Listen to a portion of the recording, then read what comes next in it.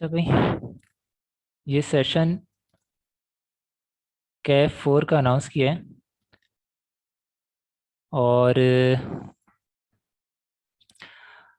अभी क्योंकि ये एकेडमी बहुत सारी चीज़ें जो हैं वो कॉम्प्लीमेंट्री लेकर के चल रही है। कुछ ट्रेनिंग्स भी हैं, कुछ सेशंस भी हैं। उनमें से एक सेशन लॉ से रिलेटेड, कंपनी लॉ और बिजनेस लॉ। ये तमाम पार्टिसिपेंट्स के लिए कॉम्प्लीमेंट्री हैं और जो भी अटेंड करना चाहते हैं उसे इजी एक्सेस यहाँ पे अवेलेबल होगा, मटेरियल पे भी, तमाम चीज़ों पे। जस्ट लाइक जैसे कोई क्लास कोई इंस्टीट्यूट ले रहा होता है, जस्ट लाइक वैसे ही होगा। सही है, किसी तरह की कोई कमी नहीं होगी, हमारी तरफ से तो नहीं होगी। बाकी एक फिनोमिना स्टिल एग्जिस्ट करता है कि कोई भी चीज़ जब फ्री मिल रही हो तो उसकी अहमियत नहीं होती। तो मुझे पार्टिसिपेंट्स को देख के कुछ ऐसे ही लग रहा है। खैर,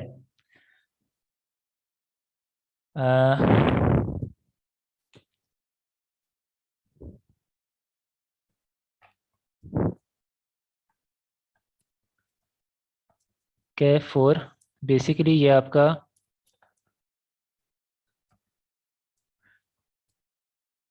बिजनेस लॉ का सब्जेक्ट है।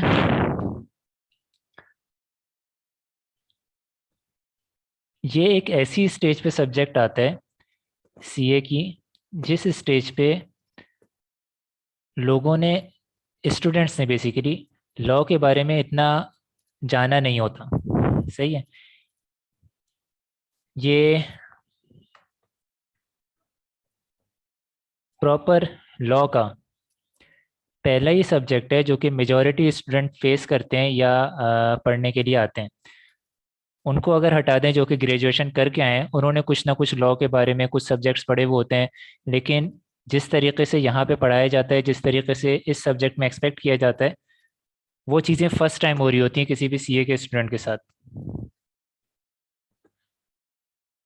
तो इस कोर्स को, इस सब्जेक्ट को पढ़ने से पहले, अटेम्प्ट करने से पहले, एक पूरा सेशन स्टार्ट करने से पहले इसके बारे में कुछ चीज़ें जान लेना ज़रूरी होता है। इसलिए नहीं कि आपको सिंपल बिजनेस लॉ की इंफॉर्मेशन चाहिए, इसके बारे में नॉलेज चाहिए। पढ़ के आपको नॉलेज मिल जाती है, सब के सब एक ही टीचर से। यानी एक क्लास जो है उसमें टीचर पढ़ाने वाला एक ही होता है, मटेरियल एक ही होता है, एनवायरनमेंट एक ही होता है, लेकिन रिजल्ट्स स्टूडेंट के डिफरेंट आते हैं। सही है। ये चीज़ तो हम चेंज नहीं कर सकते क्योंकि स्टूडेंट पे भी चीज़ें वेरी करती हैं और स्टूडेंट और टीचर की केमिस्ट्री पे भी वेरी करती हैं, किस तरह से स्टूडेंट को वो टीचर सूट कर रहा है नहीं कर रहा। इन सारी चीज़ों पे वेरी कर रही होती हैं। लेकिन अगर स्टार्ट करने से पहले हम बेस को थोड़ा ऐसे कर लें कि हम आगे क्या करने जा रहे हैं। हमारा अल्टीमेट ऑब्जेक्टिव है पेपर पास करना। सही है। सीए में आपको जो सीए के कोर सब्जेक्ट्स हैं, अच्छा एक चीज़ मैं पहले क्लियर कर दूं कि ये जो पहली क्लास आप ले रहे हैं, तकरीबन मेरे ख्याल से अराउंड 2 आवर्स की होगी। ये क्लास, इसका मेजॉरिटी पार्ट जो है वो जाएगा ओरिएंटेशन और इस तरह की जनरल बातों पे, जो बातें इम्पॉर्टेंट हैं। अगर आज की क्लास कोई पर्सन वाकई इन क्लासेस से बेनिफिट्स लेना चाहता है तो आज की क्लास बहुत इम्पॉर्टेंट है। इवन दो कि इसमें जो मटेरियल है सब्जेक्ट का, जो एरिया है, बिजनेस लॉ नहीं पढ़ाया जाएगा उसमें से। अभी बहुत छोटी सी कुछ चीज़ें आपको बता दी जाएंगी जिसे नेक्स्ट क्लासेस में रिपीट भी किया जाएगा। सही है। लेकिन ये जो ओरिएंटेशन है, बिजनेस लॉ को अटेम्प्ट करने के बारे में जो चीज़ें हैं, ये आपको इसी क्लास में बताई जा रही हैं, ये आगे जा कर के रिपीट नहीं होंगी। तो ये अपनी जगह पे एक इम्पॉर्टेंट क्लास है। अगर ये समझ नहीं आती है तो आगे परेशानियां आपके लिए हो सकती हैं। तो इस क्लास को इग्नोर नहीं करना, इवन दो कि आपको लगे कि ये जनरल बात है। सही है। हम इस क्लास में मेजर पार्ट ओरिएंटेशन के ऊपर ही रखेंगे, किस तरीके से कोर्स को लेके चलना है उसके ऊपर रखेंगे। रिमेनिंग पार्ट, छोटा सा पार्ट, हम लेकर के जाएंगे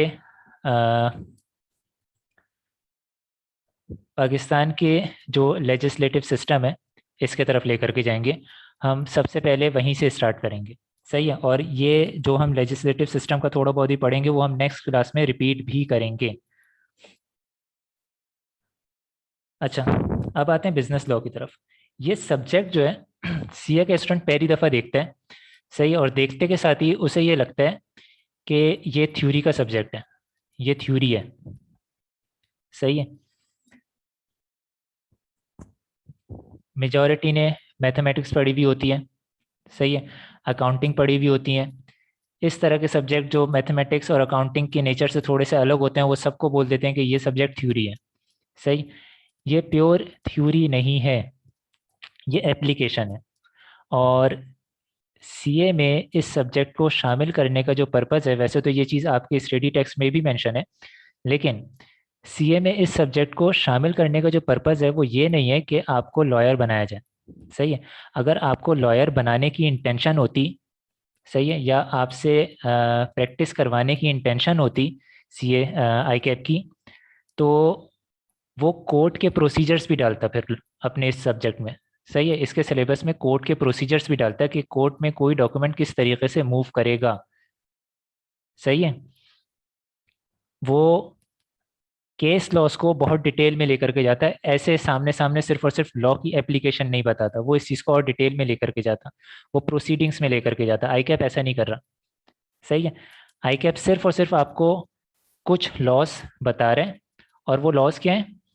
बिजनेस लॉ बेसिकली पर्सन, दो लोग जो माशरे में रहते हैं, सही, उनके राइट्स एंड ऑब्लिगेशन क्या है, और उनके दरमियान की जो रिलेशनशिप है उसको, अगर बिजनेस टर्म्स में कुछ वो काम कर रहे हैं तो उस रिलेशनशिप को गवर्न करने के लिए जो जितने भी लॉज हैं वो सारे बिजनेस लॉज कहलाएंगे। मर्केंटाइल लॉ भी बोल सकते हैं। सही है। हम यहाँ पे मर्केंटाइल लॉ वाला पार्ट पढ़ रहे हैं।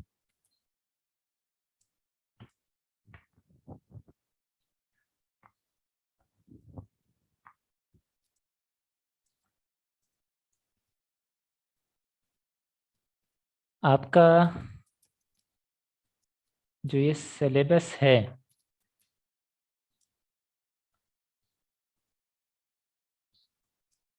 पहले तो आपको थोड़ा सा ये लीगल सिस्टम बता रहा होता है पाकिस्तान का।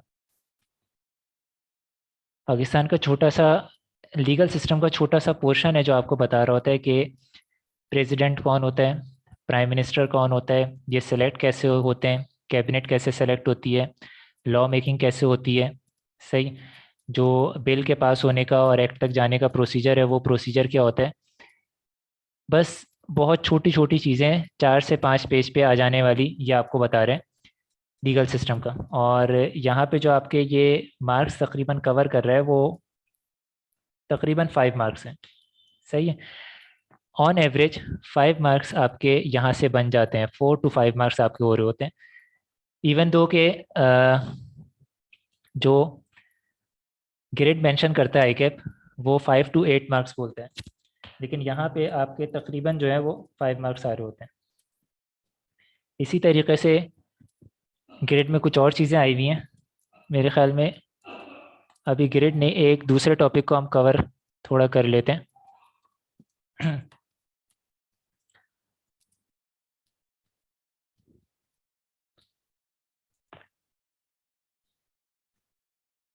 हम बेसिकली डिस्कस कर रहे थे कि आई कैप की इंटेंशन क्या है। आई कैप की इंटेंशन आपसे प्रैक्टिस करवाना नहीं है। आई कैप की इंटेंशन है दो। पहला, आप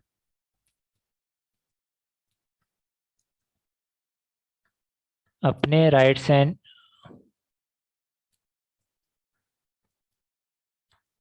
ऑब्लिगेशंस अंडरस्टैंड कर सकें। सही है। और जब आप खुद कोई एक्शन करने जा रहे हो तो आपको पता हो कि आपको क्या करना चाहिए, क्या नहीं करना चाहिए, और क्या करने के क्या कॉन्सिक्वेंसेस हो सकते हैं। सही है। पहली चीज़ है ये, राइट्स एंड ऑब्लिगेशन आपको पता हो अपने। फिर आपको ये पता हो जो आप करने जा रहे हो उसमें क्या कर सकते हैं क्या नहीं कर सकते, और ऐसा करने के या नहीं करने के कंसिक्वेंसेस क्या होंगे। ये चीज़ आपको पता हो। सही। दूसरा,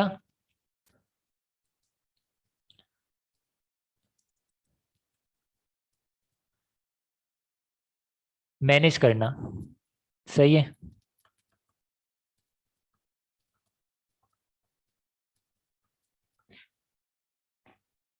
लॉयर्स, अगर आपको कभी एंगेज करने की ज़रूरत पड़ी बिजनेस में, तो आप उनसे काम ले सकें। ऐसा ना हो कि वो आपको बेवकूफ़ बना रहे हो। इस तरह के बहुत सारे टॉपिक्स हैं जो कि सीए में या किसी भी प्रोफेशनल स्टडीज़ में आते हैं। वो सिर्फ और सिर्फ आपको इतना ट्रेन करने के लिए होते हैं कि आप, आपका जो कोर एरिया है वो तो है अकाउंटिंग, ऑडिट, टैक्सेशन। सही है। कंपनी लॉ का बोला जा सकता है, लेकिन कंपनी लॉ आपका कोर एरिया नहीं है। आपका कोर एरिया है ऑडिट, टैक्सेशन, अकाउंटिंग। ये तीन एरियाज हैं आपके कोर। सही है, सीए के कोर एरियाज हैं। इसके अलावा कोई जो भी कोर्सेज आपको पढ़ाए जा रहे हैं वो सिर्फ और सिर्फ आपको स्किल्स देने के पढ़ाए जा रहे हैं जो कि आपके काम करने में असिस्ट करेगी। लॉ और आईटी रिलेटेड जो कोर्सेज हैं, ये सारे वो कोर्सेज हैं जो कि आपको इसलिए पढ़ाए जाते हैं कि आप सामने वाले से काम ले सको। सही। और आपके पास क्या क्या ऑप्शंस अवेलेबल हैं आपको ये पता हो।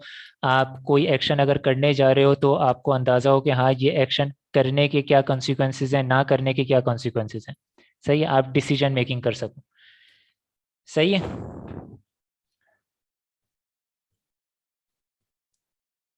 मैं पार्टिसिपेंट ज़्यादा नहीं है ना,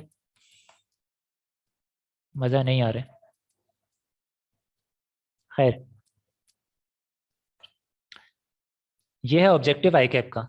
आपको स्टडी टेक्स्ट में मेरे ख्याल से एक ऑब्जेक्टिव मिलेगा कि आप दूसरों से काम निकलवा सकें। सही। इसके अलावा भी एक ऑब्जेक्टिव ज़रूर है। वो ऑब्जेक्टिव ये है कि आप खुद कभी अगर कोई काम करने जा रहे हैं तो आपको पता हो कि आपको क्या करना चाहिए, क्या नहीं करना चाहिए। उसके लिए आपको ये लॉस पढ़ाए जा रहे हैं। कैफ फोर जो बिजनेस लॉ है। अच्छा, बिजनेस लॉ अभी कैफ की स्टेज पे। जब आप कोई चीज़ पढ़ रहे होते हैं ना, तो आपको पता होना चाहिए कि हाँ, आपको इस पे कमांड कितने हद तक हासिल करनी है। और कमांड हासिल आपने कर ली, पढ़ भी लिया, इसका पेपर में कितना फ़ायदा होने वाला है। मुझे पेपर में ये चीज़ काम आने वाली है, नहीं आने वाली। स्टूडेंट का जो मेन फोकस होता है, information gathering, enhancement of knowledge, ये तो होता ही होता है। साथ साथ एक मेन ऑब्जेक्टिव ये होता है कि उसे पेपर पास करना है। अगर पेपर वो पास नहीं करता तो उसका फ़ायदा नहीं है। सही है। ऐसे भी आपको लोग मिल जाते हैं। आपको जब आप प्रैक्टिस में जाएंगे, अभी तो जहाँ तक मेरा ख्याल है यहाँ पे जितने भी लोग आएंगे या जो भी लोग इसे देख रहे होंगे कैफोर को, वो प्रैक्टिस नहीं कर रहे होंगे, प्रैक्टिस में नहीं होंगे। वो सिंपल जो है, सिंपल स्टूडेंट ही होंगे। वो अभी कहीं जॉब वगैरह या कहीं पे कोई इंटर्नशिप नहीं कर रहे होंगे मोस्ट प्रोबेबली। कुछ ऐसे भी होंगे जो कर रहे होंगे। तो जब आप प्रैक्टिस में जाएंगे ना, तो आपको अंदाज़ा ही होगा कि ऐसे बहुत सारे लोग हैं जिन बेचारों के पास नॉलेज तो है, लेकिन उनके पास सर्टिफिकेट नहीं है। तो उन्हें किसी फजूल से इंसान के अंडर में काम करना पड़ रहा है। सही। सिर्फ सर्टिफिकेट ना होने की वजह से। और उनके जो बेनिफिट्स हैं वो बेनिफिट्स अच्छे खासे रिड्यूस्ड हैं, सिर्फ इसलिए कि उनके पास सर्टिफिकेट नहीं है, जबकि उनके पास नॉलेज है। सही है। तो नॉलेज का होना, एज स्टूडेंट आपका ये फोकस होना चाहिए कि आपके पास नॉलेज हो। लेकिन अगर पेपर पास नहीं हो रहा, तो वो नॉलेज आपको उतना बेनिफिट नहीं दे पाएगा जितना बेनिफिट वो दे सकता है। सही। कॉरपोरेट सेक्टर में जितना बेनिफिट्स दे सकता है, अदरवाइज नॉलेज जो आपको ऐसे प्रैक्टिकल लाइफ में नॉलेज दे रहा होगा वो अलग है। वो तो दे ही रहा होगा बेनिफिट। तो सर्टिफिकेशन कंप्लीट करना, पेपर पास करना इम्पॉर्टेंट चीज़ है। हमें फोकस दोनों चीज़ों पे रखना है। हमें फोकस रखना है कि हम इंफॉर्मेशन भी गैदर कर रहे हो, अपना नॉलेज भी इन्हांस कर रहे हो, प्लस साथ साथ पेपर की प्रिपरेशन हमारी सही हो रही हो, हम पेपर अटेम्प्ट कर सकें। पेपर अटेम्प्ट करने के लिए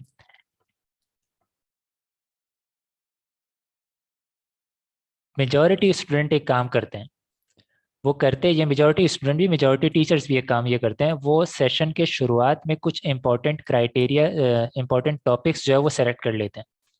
सही, किसी भी तरीके से सेलेक्ट कर लिया, किसी भी प्रोबेबिलिटी पे सेलेक्ट कर लिया, लेकिन कुछ एरियाज वो सेलेक्ट करके बैठ जाते हैं कि इन एरियाज को तो हमें करना ही करना है, ये एरियाज इंपॉर्टेंट हैं, ये एरियाज आएंगे, बाकी जो दूसरे हैं उन पे हमें इतना फोकस करने की ज़रूरत नहीं है, सही है कवर कर लेंगे। कुछ लोग तो ये कहते हैं कि सही है कवर कर लेंगे, कुछ लोग ये कहते हैं कि कवर भी नहीं करना, वो सिर्फ उन्हीं एरियाज पे फोकस करते हैं जो कि उन्हें लगता है कि हाँ भाई पास करा सकते हैं, इस अटेम्प्ट में पास करवा सकते हैं। ये जो थिंकिंग है, ये थिंकिंग मे भी कुछ जगहों पे चल जाए, लेकिन ये थिंकिंग सीए में चल नहीं पाती। ये थिंकिंग भी कुछ लोगों की सीए में भी चल जाती है, लेकिन वो जो स्टूडेंट होते हैं वो काफ़ी ज़्यादा, बहुत कुछ स्टूडेंट होते हैं वो, सही है, और उनके पढ़ने का तरीक़ेकार या उनके फैमिली बैकग्राउंड या उसमें एजुकेशन इस तरह की होती है कि वो अगर ऐसा कुछ कर भी रहे होते हैं ना, तो उस थोड़े से सेलेक्टिव एरिया में भी वो अपने पासिंग मार्क्स गेन कर लेते हैं, लेकिन वो बहुत छोटी सी क्वांटिटी होती है, बहुत छोटे से नंबर होते हैं, उनके तरफ नहीं जाना चाहिए। मेरा, मैं जो गाइड करता हूँ वो क्या करता हूँ, आपके पास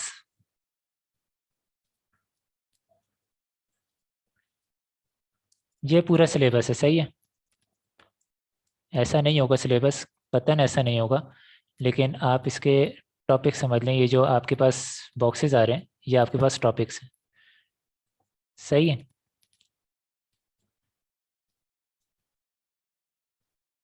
आपके पास एक 8 टॉपिक्स हैं टोटल, 8 टोटल टॉपिक्स हैं। अब आपको आज की डेट पे जो आइडेंटिफाई करना है, जब आप पढ़ना स्टार्ट करने वाले हो तो उस टाइम जो आइडेंटिफाई करना है, आपको क्या आइडेंटिफाई करना है, आपको ये देखना है कि इसमें से मेरे मेजर मार्क्स कहाँ से कवर हो सकते हैं। ये आप सिर्फ आइडेंटिफाई करें, बाकी आगे की चीज़ें बताऊंगा, इसमें से मेजर मार्क्स मेरे कहाँ से कवर हो सकते हैं, पहले आपको ये आइडेंटिफाई करना है। आप ये आइडेंटिफाई करें मेजर मार्क्स कहाँ से कवर हो रहे हैं, सही, आपको लेने हैं 50 मार्क्स, सही है। इंपॉर्टेंट टॉपिक की तरफ आप नहीं जा रहे, आपके लिए हर चीज़ में, हर अटेम्प्ट में मेजर मार्क्स कहाँ से ऑब्टेन हो सकते हैं वो तकरीबन एरिया कांस्टेंट ही रहता है, सही।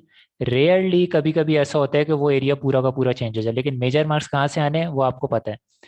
आपके बिजनेस लॉ में ये मेजर मार्क्स कहाँ से बनते हैं, ये बनते हैं अदर लॉज, सही है, और आपके कॉन्ट्रैक्ट एक्ट। अदर लॉज में से पार्टनरशिप को हटा दें, सही है, निगोशिएबल इंस्ट्रूमेंट को हटा दें, ये 2 टॉपिक आप हटा दें, कॉन्ट्रैक्ट एक्ट में से एजेंसी हटा दें, सही। अभी हम पूरी ग्रेड वैसे देखेंगे, लेकिन ऐसे बता रहा हूँ, इन 3-4 टॉपिक्स को आप हटा दें, लीगल सिस्टम है इसको हटा दें, रिमेनिंग जो एरिया है ना वो आपको मेजर मार्क्स क्रिएट करके देता है। ये जो 4-5 टॉपिक हैं ये आपको कम मार्क्स देते हैं। अब आपको तैयारी क्या करनी है, आपको ये देखना है जो ग्रेड है इसमें मेरे 50 मार्क्स, 50 to 60 मार्क्स कहाँ से मैं ले सकता हूँ, वो आइडेंटिफाई करके इसको अपना स्ट्रॉन्गेस्ट पार्ट बनाना है, इररिस्पेक्टिव व्हाट इज इंपॉर्टेंट और व्हाट इज नॉट। आपको इस एरिया को अपना स्ट्रॉन्गेस्ट पार्ट बनाना है कि इस एरिया से तो कुछ भी आ जाए मुझे कर लेना है, इस एरिया से कुछ भी आ जाए मुझे कर लेना है, वो मैं छोड़ ही नहीं सकता, हो ही नहीं सकता कि मुझसे छूट जाए, इतना स्ट्रॉन्ग पार्ट, सही है। फिर जो रिमेनिंग एरिया बचता है उस एरिया को कवर ज़रूर करें, लेकिन आप वहाँ पे कुछ ऐसी चीज़ें छोड़ सकते हैं, कुछ ऐसी चीज़ें छोड़ने की आपको इजाज़त होगी जो कि आपको या तो जहन से स्किप हो जाती है, या आप इतना ज़्यादा बेहतर अंडरस्टैंड नहीं कर पा रहे, आपको टाइम ज़्यादा लग रहा है, या आपके आखिर में वो चीज़ कवर नहीं कर पाए, सही है। ये जो 50 to 60 मार्क्स वाला जो एरिया है ना, जो मैं आपको बिजनेस लॉ में बताऊंगा कौन सा एरिया है, इस एरिया को आपको इस तरीके से अपना स्ट्रॉन्ग पार्ट बनाना है कि कहीं से आ जाए, कुछ भी आ जाए इस एरिया से, आपको वो अटेम्प्ट कर लेना है। अब ऐसी प्रिपरेशन के लिए कि कहीं से आ जाए, कुछ भी आ जाए, आपको वो अटेम्प्ट कर लेना है। आपकी प्रिपरेशन कैसी होनी चाहिए? आपकी प्रिपरेशन कैसी होनी चाहिए? स्क्रीन नज़र आ रही है ना वैसे आप लोगों को?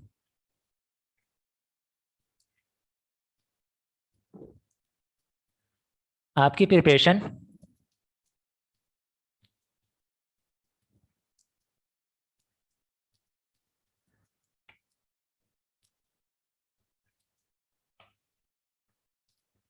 ये अगर आपका सिलेबस है, सही है, ये एरिया अगर आपका सिलेबस है वो 50 to 60 मार्क्स वाला,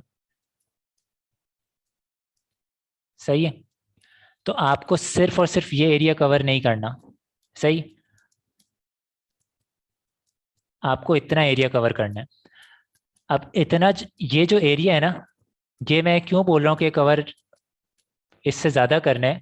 जब आप इसे कवर करने पे जाएंगे तो ऐसा होना बहुत मुश्किल काम है कि आप सारी चीज़ें इसकी कवर कर सकें।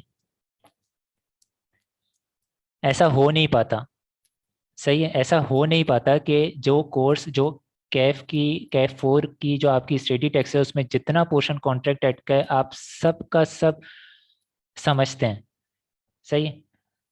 आपको कुछ चीज़ें एडिशनल करनी होंगी तभी आप सारा का सारा जो कॉन्ट्रैक्ट एक्ट का पार्ट होगा वो आप समझ पाएंगे। कुछ चीज़ें एडिशनल करनी होंगी।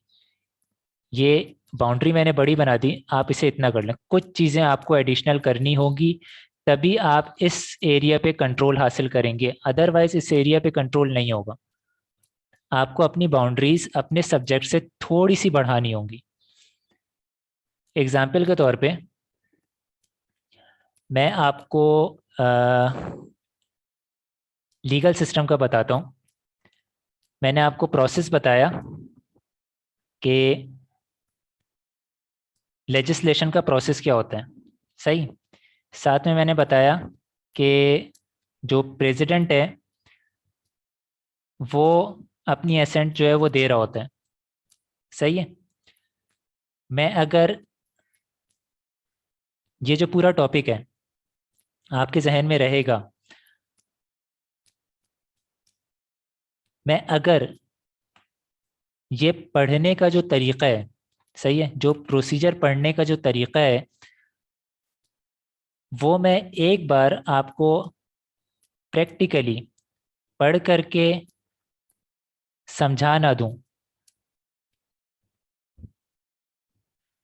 तब तक आपके लिए नॉलेज कंप्लीट नहीं होती है।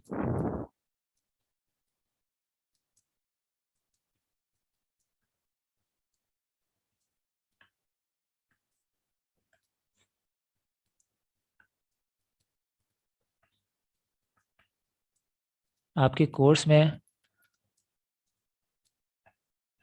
प्रोसीजर ऑफ लेजिस्लेशन, सही है, इसमें एक बंदा आपके पास आता है प्रेसिडेंट, सही है।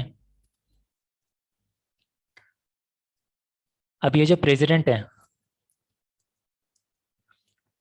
मैंने प्रोसीजर आपको बता दिया, इस प्रेसिडेंट के बारे में नहीं बताया, सही है। ये जो प्रोसीजर है मे भी एक बार मेरे बताने पे आपको याद रहे, मे भी एक बार बताने पे मेरे आपको याद रहे, लेकिन यहाँ पे कोई सी भी चीज़ अगर आई कैप ट्विस्ट करता है, आपको मैंने क्या बोला कि 50 to 60 मार्क्स वाली जो चीज़ है वो आपकी इतनी स्ट्रांग होनी चाहिए कि आपको कुछ भी आए आप वहाँ से कर लो। कोई सी भी चीज़ यहाँ पे आई कैप थोड़ी सी ट्विस्ट करता है। अगर आपको सिर्फ प्रोसीजर मालूम है ना, कि मैंने प्रोसीजर क्या बताया, मैंने प्रोसीजर ये बताया कि भाई नेशनल असेंबली या सेनेट कोई भी जो है वो बिल पास करेगा, वो बिल जो है दूसरा हाउस में जाएगा, दूसरा हाउस उसे अप्रूव करता है तो वो प्रेसिडेंट के पास जाएगा, प्रेसिडेंट अपनी असेंट देगा और ये एक्ट में कन्वर्ट हो जाएगा, सही है, ये एक्ट बन गया। ये मैंने प्रोसीजर बता दिया। अब मैं इसकी डिटेल ना बताऊं कि अगर कोई हाउस एक जो है वो इसे अमेंड कर देता है या रिजेक्ट कर देता है, रिजेक्शन का तरीका क्या होता है, या प्रेसिडेंट तक आया, अब प्रेसिडेंट ने इसे मना कर दिया, सही है, अगर प्रेसिडेंट इसे मना कर देता है तो क्या काम होगा, प्लस प्रेसिडेंट किन चीज़ों को मना कर सकता है, किन चीज़ों को प्रेसिडेंट मना नहीं कर सकता, सही है। ये चीज़ें अगर मैं आपको यहाँ पे ना बताऊँ या आप वो अंडरस्टैंड ना कर रहे हो, सही है, तो डेफिनेटली एग्ज़ाम में ज़रा सा भी कुछ ट्विस्ट आएगा इस प्रोसेस में तो आप वो चीज़ अटेम्प्ट नहीं कर पाएंगे। वैसे तो मैंने जो यहाँ पे चीज़ें आपको बताई हैं कि जो प्रोसेस होगा कहीं पर अप्रूव, क्या नाम है, रिजेक्शन आ रही है या अमेंडमेंट आ रही है, अमेंडमेंट वाली चीज़ आपके पास शामिल है, लेकिन रिजेक्ट कैसे हो सकता है, किस तरीके से हो सकता है, लैप्स कब हो जाता है।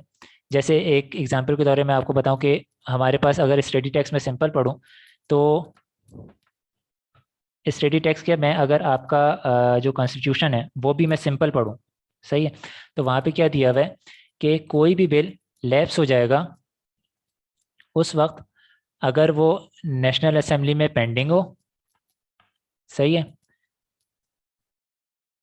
और नेशनल असेंबली पास कर चुकी हो बट सेनेट में पेंडिंग हो, और इस मौके पे नेशनल असेंबली डिसॉल्व हो जाती है, तो ये बिल लैप्स कर जाएगा। इसी के साथ साथ एक स्टेटमेंट और भी दी हुई है। वो स्टेटमेंट क्या दी हुई है? वो स्टेटमेंट दी हुई है कि नेशनल असेंबली में बिल पेंडिंग हो, नेशनल असेंबली ने बिल पास ना किया हो, नेशनल असेंबली ने बिल पास ना किया हो और सेनेट में पेंडिंग हो बिल, तो अगर नेशनल असेंबली डिसॉल्व हो जाती है तो ये जो बिल है ये लैप्स नहीं होगा। इन दो सिनेरियोज को अगर मैं देखूं तो पहला सिनेरियो क्या बोल रहा है, नेशनल असेंबली में पेंडिंग है, पेंडिंग मतलब पास नहीं हुआ नेशनल असेंबली में, सही है, और सेनेट में पेंडिंग है, नेशनल असेंबली में पास नहीं हुआ और सेनेट में पेंडिंग है, यही वाली स्टेटमेंट है,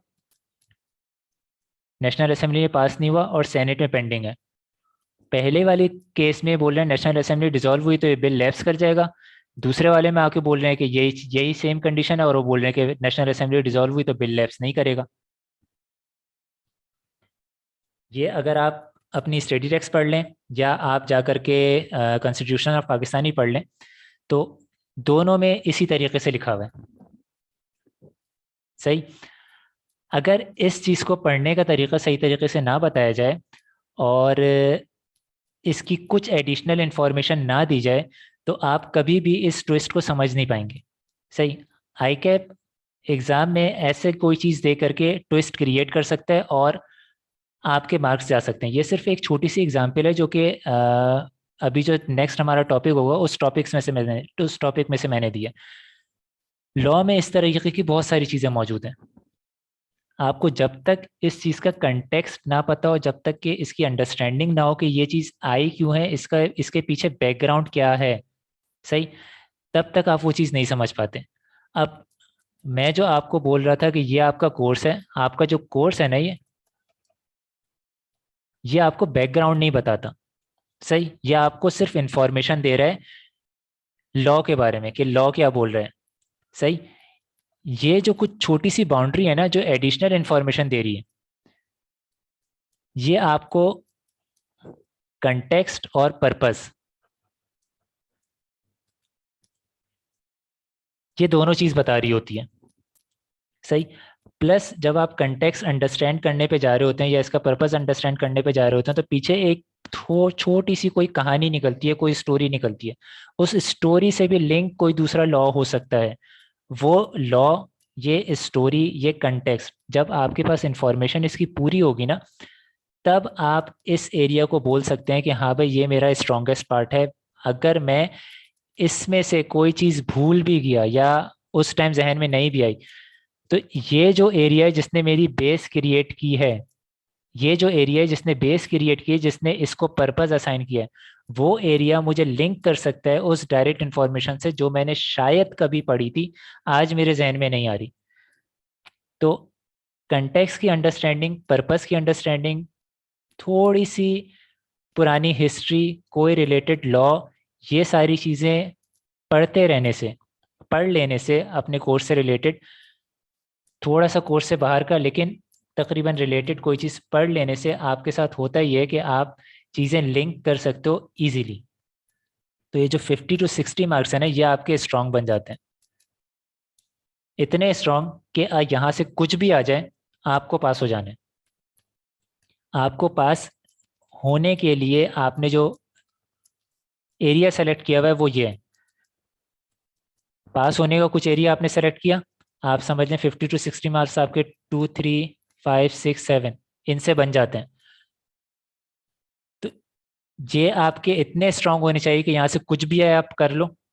इससे इसको पढ़ते हुए आपको इस बात का ध्यान रखना है कि आपको जो भी टॉपिक पढ़ाया जा रहा है वो उसका पर्पस क्या है, कंटेक्स्ट क्या है, वो चीज़ आई क्यों, कैसे आई, रिलेटेड अगर कोई चीज़ है जो कि आप लिंक कर सकें तो ज़्यादा बेहतर है।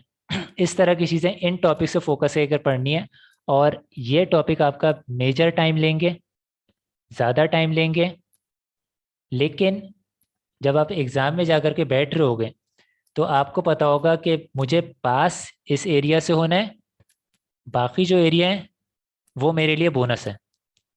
अब मे बी 50 to 60 मार्क्स मैंने यहाँ से सपोज किए थे कि 50 to 60 मार्क्स तो मेरे इस एरिया से आ जाएंगे। आई कैप कितनी वेरिएशन डालता है? रेयरली कभी ऐसा होता है कि आई कैप पूरा का पूरा उठा करके पूरा टॉपिक ही गायब कर दे, या उसे 35-40 नंबर से 7-8 नंबर पे ले आए। ये चीज़ कैफ लेवल पे तो वैसे इतनी ज़्यादा होती भी नहीं है, सी फैप लेवल पे थोड़ी होती है ये कि आपको बहुत ज़्यादा वेरिएशन आ गई। कैफ लेवल पे इतनी वेरिएशन नहीं आती, सही ज़्यादा से ज़्यादा 10 to 15 मार्क्स की वेरिएशन आ जाएगी। आप अगर 50 to 60 मार्क्स यहाँ से ले रहे हैं, आपके पास 45 मार्क्स आपने ऐसे अटेम्प्ट कर लिए या 40 मार्क्स आपने ऐसे अटेम्प्ट कर लिए जो कि यहाँ से आपको स्ट्रॉन्गेस्ट पार्ट थे, आपको 40 मार्क्स उसने दिला दिया। अब जो ये रिमेनिंग टॉपिक है ये आप छोड़ के नहीं जा रहे हैं। क्या इन रिमेनिंग टॉपिक्स में से जो 65 या 60 नंबर मार्क्स के जो क्वेश्चंस आए उसमें से क्या आप 15 मार्क्स भी नहीं ले सकते? ऐसा नहीं होगा, इतनी बुरी प्रिपरेशन आपकी नहीं होगी इन 3 टॉपिक से रिलेटेड।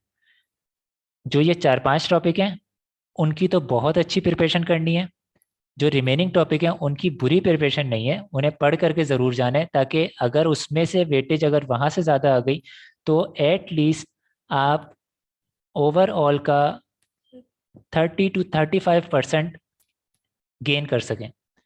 सही है? अगर 45 मार्क्स हैं तो इसका मतलब है 65 बाकी में से आए, 65 का एटलीस्ट 30% आप ले सकें, ऐसी प्रिपरेशन होनी चाहिए आपकी। सही है?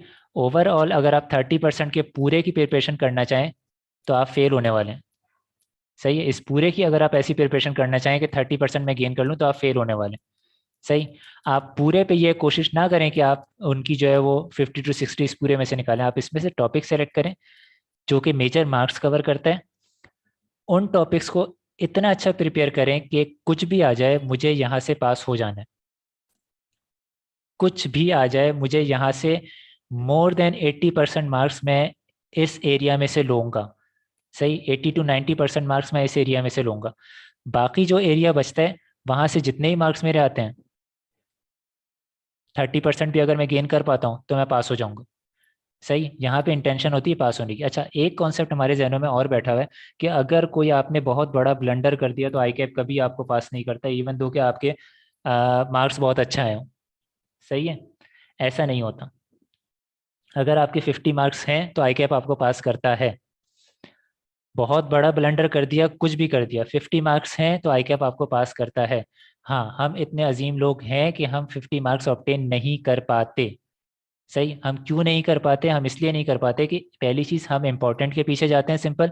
लास्ट अटेम्प्ट में क्या आया था, इस अटेम्प्ट में क्या आ सकता है, इससे पहले क्या ट्रेंड है, हम उस ट्रेंड के ऊपर जाते हैं। हम वो क्वेश्चंस का पूरा डाटा जो है वो एनालाइज करते हैं, उसमें से कुछ इंपॉर्टेंट निकालते हैं और वो प्रिपेयर करते हैं। सही? वो जो हम प्रिपेयर करते हैं वो हम ऐसे ही प्रिपेयर करते हैं कि भाई जैसे हम दूसरे टॉपिक्स हम प्रिपेयर कर रहे हैं, हम उसे इतना हार्ड कोर प्रिपेयर नहीं करते कि कुछ भी आ जाए यहाँ से मैं 80-85% मुझे यहाँ से मार्क्स निकाल लेने हैं, कुछ भी आ जाए।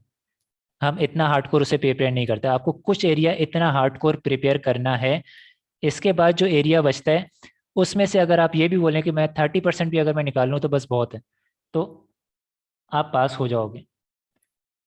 इम्पॉर्टेंट वाली चीज़ सेलेक्टिव स्टडी वाली चीज़, ये दो चीज़ें आपको यहाँ पे अवॉइड करनी है। बिजनेस लॉ को पढ़ते हुए एक बात का ध्यान रखना है,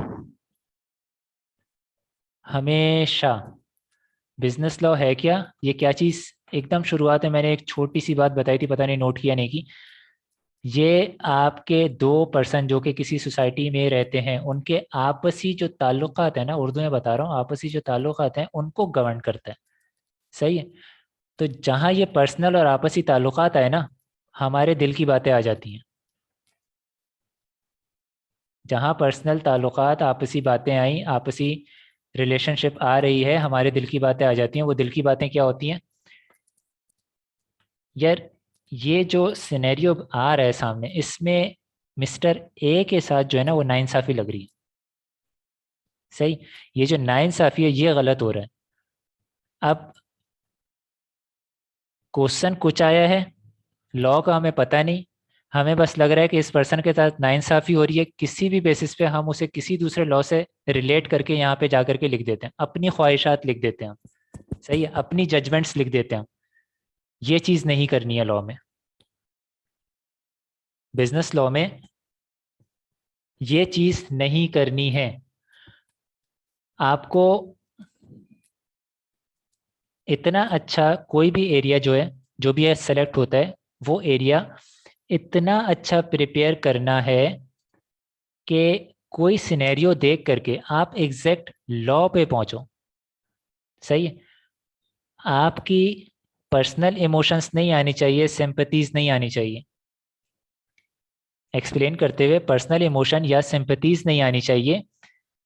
एग्जैक्ट लॉ अगर आप रिलेट कर पा रहे हो तो आप उसका सही आंसर करोगे। अगर आप एग्जैक्ट लॉ रिलेट नहीं कर पा रहे हो तो हाई प्रोबेबिलिटी है कि आप इस चीज़ का गलत आंसर करो, और सिनेरियो का जो सिनेरियो दिया हुआ है आप उसका गलत आंसर करो। लॉ में इस बात को याद रखिएगा। लॉ में आपसे एप्लीकेशंस करवाई जाती हैं, जो आपने पढ़ा है उसकी एप्लीकेशन क्या है वो आपसे करवाई जाती है एग्ज़ाम में। प्लस एक चीज़ का और ध्यान दिया जाता है कि आपकी कम्युनिकेशन स्किल कैसी है। कोई भी मैटर है जो आप एक्सप्लेन कर रहे हैं, वो कैसा एक्सप्लेन किया है और जिस कंक्लूजन में पहुंच रहे हैं वो कंक्लूजन क्लियरली रीच हो रहा है या नहीं हो रहा, ये चीज़ फोकस की जाती है। थोड़ा सा ओवरऑल सिनेरियो एक मैंने बताने की कोशिश की थी। अगर आप एग्ज़ाम के हिसाब से अपनी चीज़ें प्रिपेयर कर रहे हैं तो उस वक्त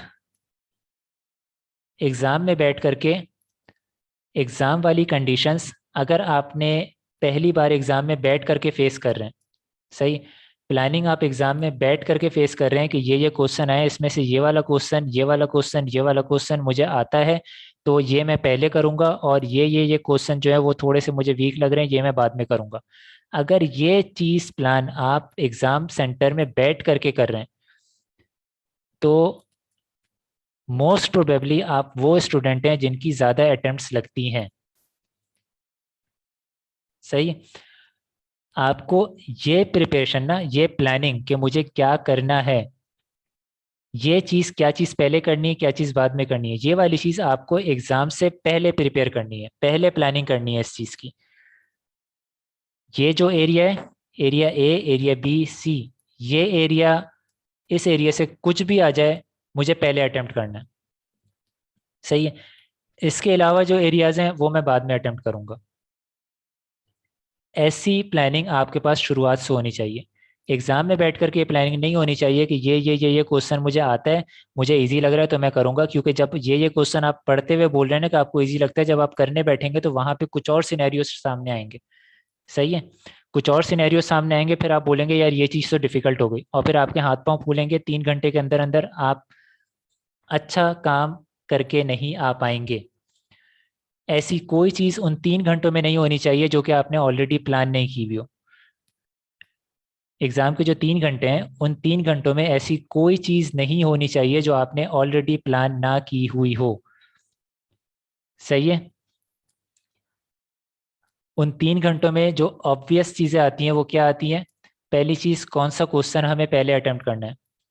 दूसरी चीज़, क्वेश्चन अटेम्प्ट करते हुए कोई ऐसा एरिया आ गया, हमने अटेम्प्ट तो करना स्टार्ट कर दिया था, लेकिन हम उसका सोल्यूशन अब सोच रहे हैं कि इसका सोल्यूशन क्या होगा, ये हम सोच रहे हैं।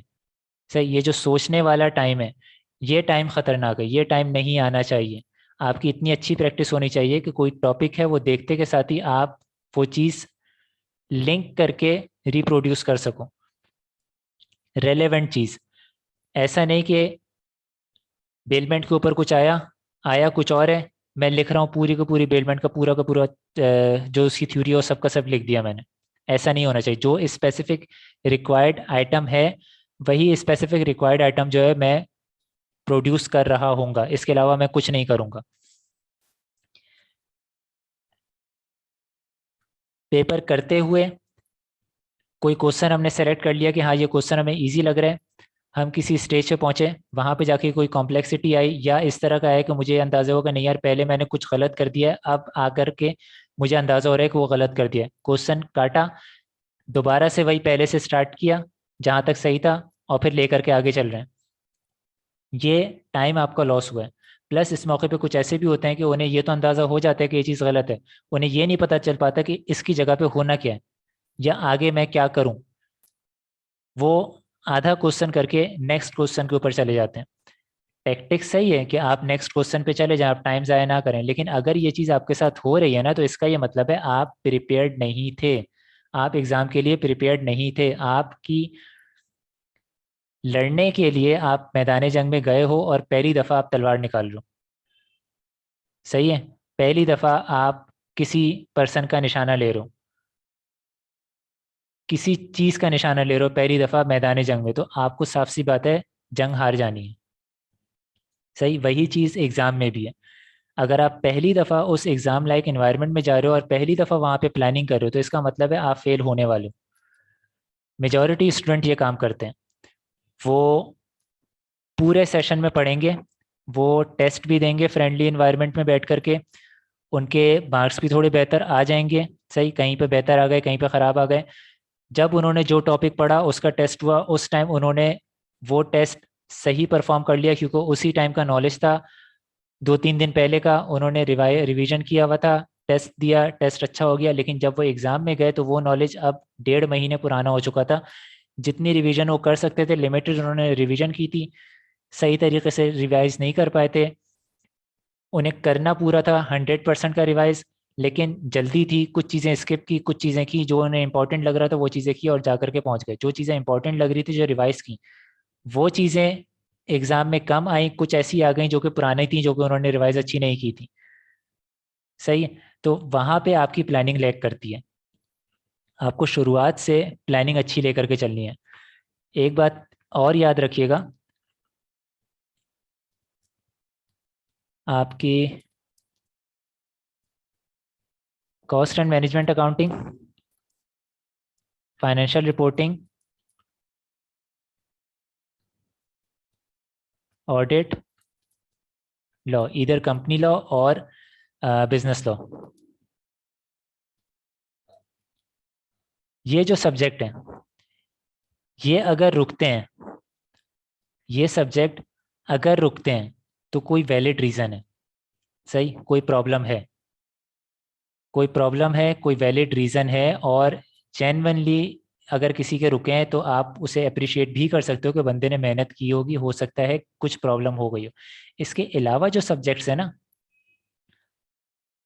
वो ऐसे सब्जेक्ट हैं जो रुकने चाहिए नहीं, वो ऐसे सब्जेक्ट हैं जो रुकने चाहिए नहीं। उनमें इतनी ज़्यादा प्रॉपर प्लानिंग की ज़रूरत नहीं होती। लॉ, जिन्होंने फाइनेंशियल रिपोर्टिंग 1 दे दिया है और पास भी कर गए हैं, अच्छी बात है। लॉ में भी उसी तरीके की प्लानिंग चाहिए। फाइनेंशियल रिपोर्टिंग में जो हम प्लान कर रहे होते हैं, हम प्रैक्टिस करते हैं बार बार, हम सिर्फ पढ़ते नहीं हैं। हम कोई क्वेश्चन आया उसे ज़बानी सॉल्व नहीं करते फाइनेंशियल रिपोर्टिंग में, हम वो क्वेश्चन सॉल्व करते हैं, पेपर पे लिखते हैं, बार बार लिखते हैं। कोई एक टॉपिक है उसके 20-20 क्वेश्चन सॉल्व करते हैं। लॉ में भी याद रखिएगा, आप सिर्फ और सिर्फ समझना पढ़ना नहीं है, आपको जो सिनेरियोज हैं वो सिनेरियोज सॉल्व करने हैं, लिखने हैं पेपर पे। जैसे फाइनेंशियल रिपोर्टिंग की थी वैसे ही आपको लॉ करना है। सही है। जैसे फाइनेंशियल रिपोर्टिंग की थी वैसे ही आपको कॉस्ट एंड मैनेजमेंट अकाउंटिंग भी करनी है। जैसे आपने फाइनेंशियल रिपोर्टिंग की थी वैसे ही आपको ऑडिट का ही पेपर लेना है। सही। ऑडिट में भी आपको बार बार सॉल्व करना है, आपको बार बार क्वेश्चन सॉल्व करने हैं। आप सिर्फ और सिर्फ पढ़ करके जबानी क्वेश्चंस नहीं करेंगे। जैसे फाइनेंशियल रिपोर्टिंग में आप पेपर पे सॉल्व करते हैं, कैलकुलेट करते हैं, वही चीज़ ऑडिट में भी करनी है। सही है। ये जो 4 पेपर हैं इन पे याद रखिएगा, अगर आपने पेपर पे क्वेश्चन सॉल्व नहीं किए तो आप रुकेंगे। लॉ और ऑडिट को हल्का लेकर के पेपर पे लोग क्वेश्चंस अटेम्प्ट नहीं करते, वो सिर्फ जबानी चीज़ें कर लेते हैं और रुक जाते हैं। सही है। लॉ और ऑडिट ऐसी चीज़ है, आपको क्वेश्चन सॉल्व करना है बाजाब्ता पेपर के ऊपर। इस चीज़ को हल्का नहीं लेना, चाहे कोई सा भी टॉपिक हो।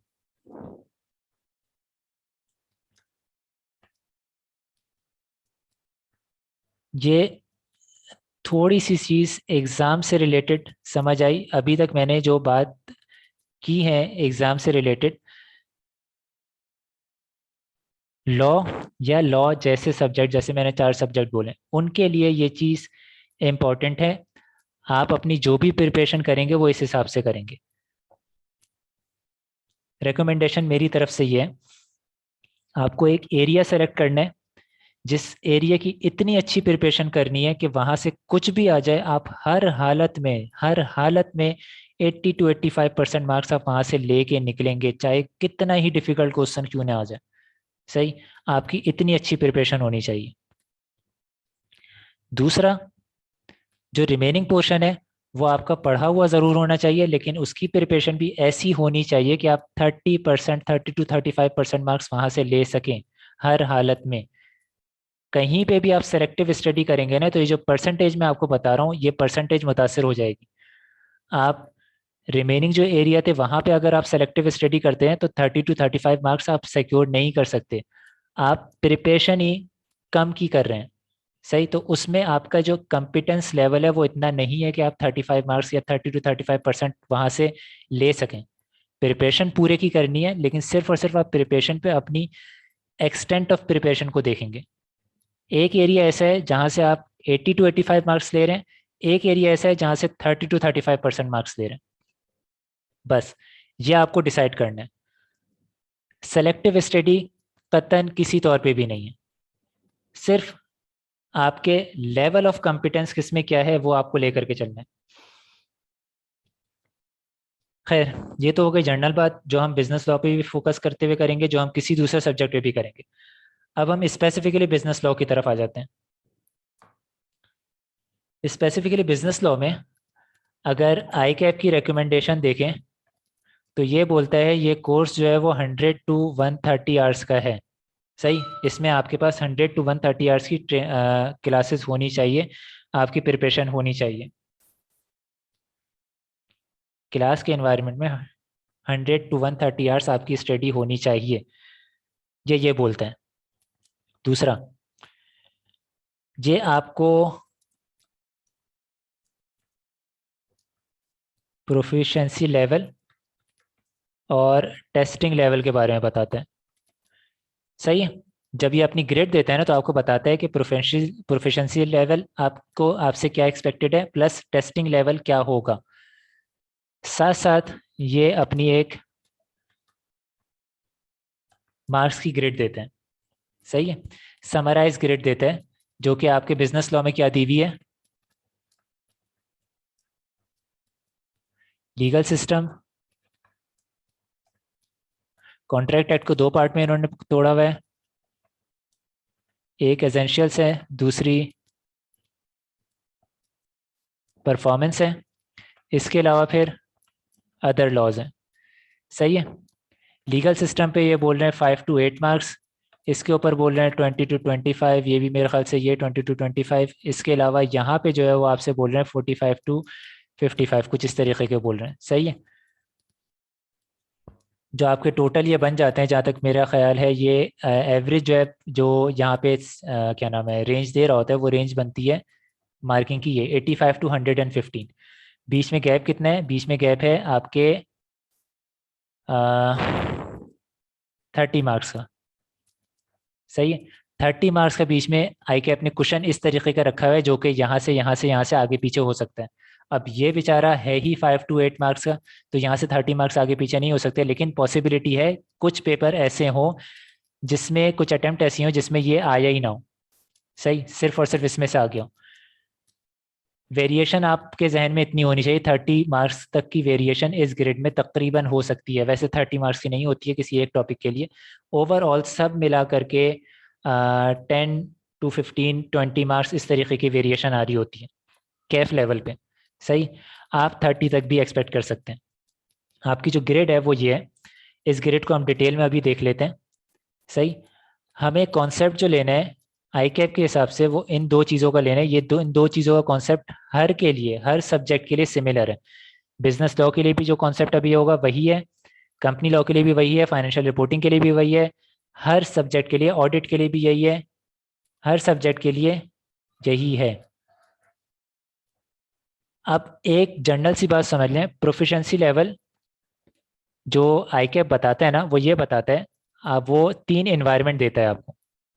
पहला एनवायरनमेंट सब कुछ अच्छा है, आपके जो सीनियर्स हैं वो बहुत अच्छे हैं, उनके पास नॉलेज भी है, वो कोऑपरेट भी करते हैं, सब कुछ बताते भी हैं, सिखाते भी हैं, सब कर रहे हैं। सही है। और जो आपके पास इश्यूज आ रहे हैं वो इतने फिल्टर्ड और प्रिसाइज इश्यूज हैं कि उस पे आपको क्या नाम है मेहनत खास नहीं करनी। सही है। वो आप इजीली अंडरस्टैंड कर पा रहे हैं। सही है। एक अच्छा सा वर्ड इसके लिए इस्तेमाल करते हैं,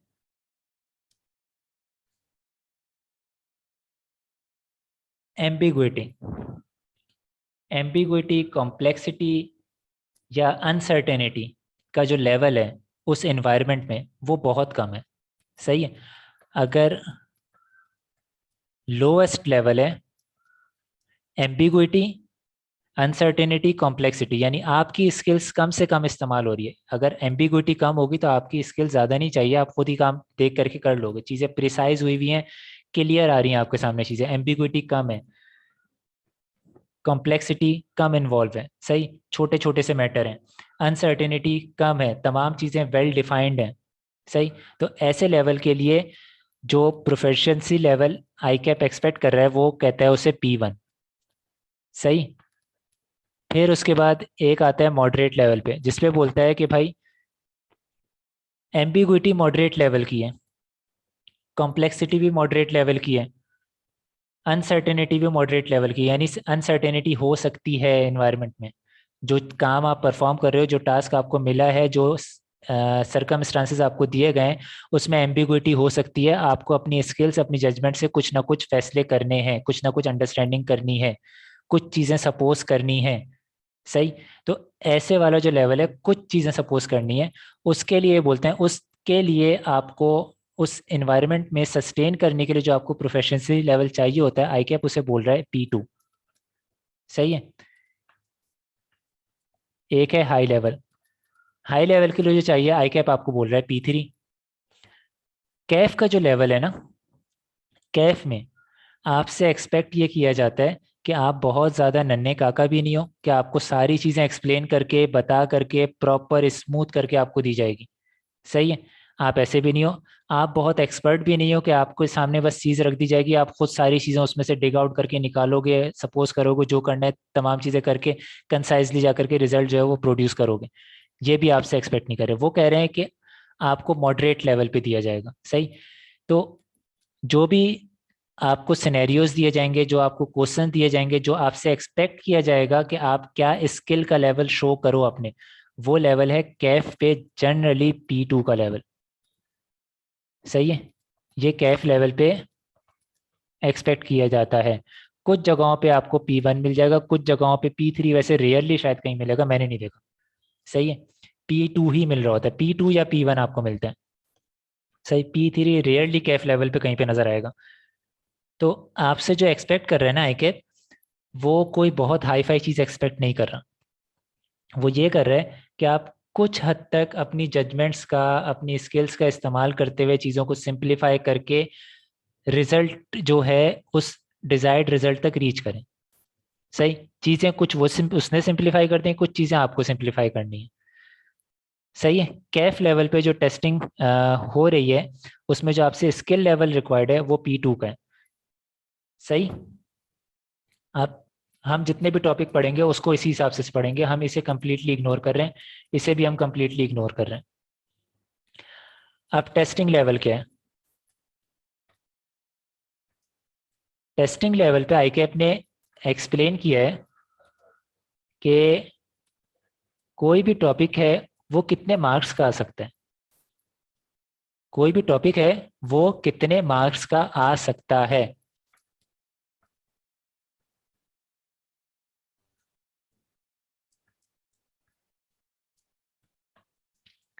एक तो ओवरऑल,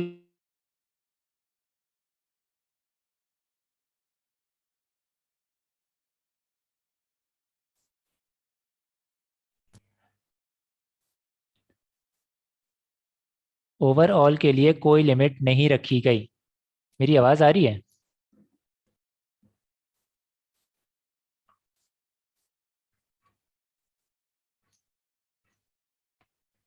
मेरी आवाज़ आ रही है?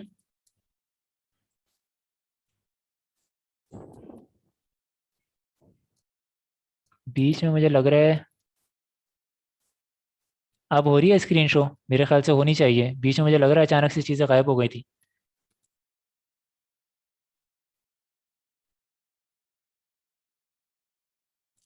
स्क्रीन शो हो रही है अब?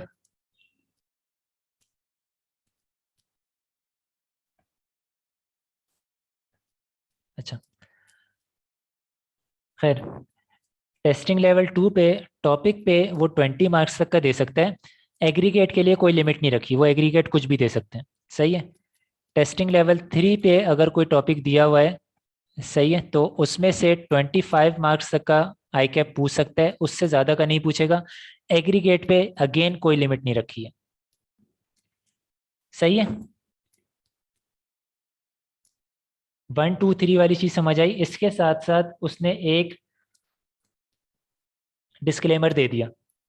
वो डिस्क्लेमर क्या देता है? वो ये देता है कि कोई सा भी टॉपिक जो पहली बार टेस्ट किया जा रहा है, कोई सा भी टॉपिक जो पहली बार टेस्ट किया जा रहा है, वो टेस्टिंग लेवल 1 पे टेस्ट किया जाएगा, इवन दो के ग्रिड में उसकी मार्किंग कुछ भी लिखी हुई हो। ग्रिड में लिखा हुआ हो कि ग्रिड में इसकी वेटेज 40 मार्क्स तक की है, सही, 35 to 40 मार्क्स की है। लेकिन अगर वो पहली दफ़ा टेस्ट किया जा रहा है ना, यानी आपके कोर्स में वो पहली दफ़ा आया है, आपके एग्जाम में पहली दफ़ा नहीं, आपके कोर्स में वो पहली दफ़ा टॉपिक आया है, उस टॉपिक के ऊपर जो क्वेश्चन बन सकता है वो टेस्टिंग लेवल 1 का बनेगा। यानी 8 मार्क्स का उसका क्वेश्चन आ सकता है, उससे ज़्यादा का नहीं आएगा। और एग्रीगेट वो 25 मार्क्स तक का दे सकता है, उससे ज़्यादा का नहीं देगा। सही। इररिस्पेक्टिव कि उस टॉपिक के आगे टेस्टिंग लेवल क्या लिखा है, इररिस्पेक्टिव कि उसकी अपनी ग्रेड में वेटेज क्या लिखी हुई है। अगर वो पहली बार आपके कोर्स में आया है और एग्जामिन हो रहा है, तो उसका जो टेस्टिंग लेवल होगा एग्जामिन होने का वो 8 मार्क्स है, वो टेस्टिंग लेवल 1 है। सही। ये टेस्टिंग लेवल वाली कहानी, प्रोफिशेंसी लेवल वाली कहानी क्लियर हुई। प्रिपरेशन किस तरीके से करनी है, कोर एरिया की सिलेक्शन अभी हम कॉर्पोरेट इसमें क्या नाम है, बिजनेस लॉ में वो कोर एरिया हम सेलेक्ट करेंगे। उस कोर एरिया की सिलेक्शन और फिर उसके बाद प्लानिंग पूरी एग्ज़ाम में जाने की, ये चीज़ क्लियर हुई है। अभी तक हम कोर्स के ऊपर नहीं आए, सिर्फ जनरल बातें कर रहे हैं कोर्स से रिलेटेड।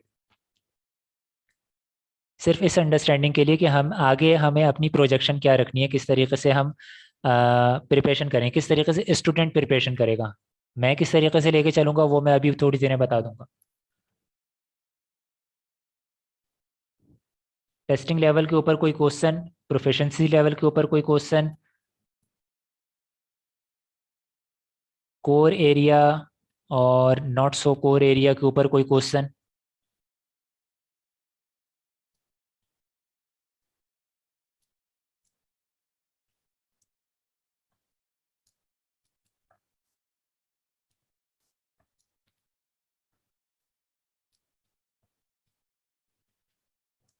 ओके,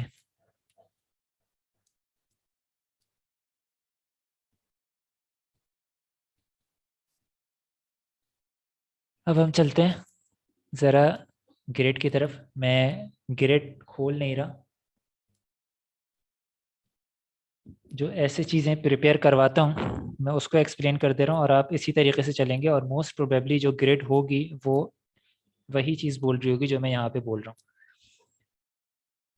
सबसे पहले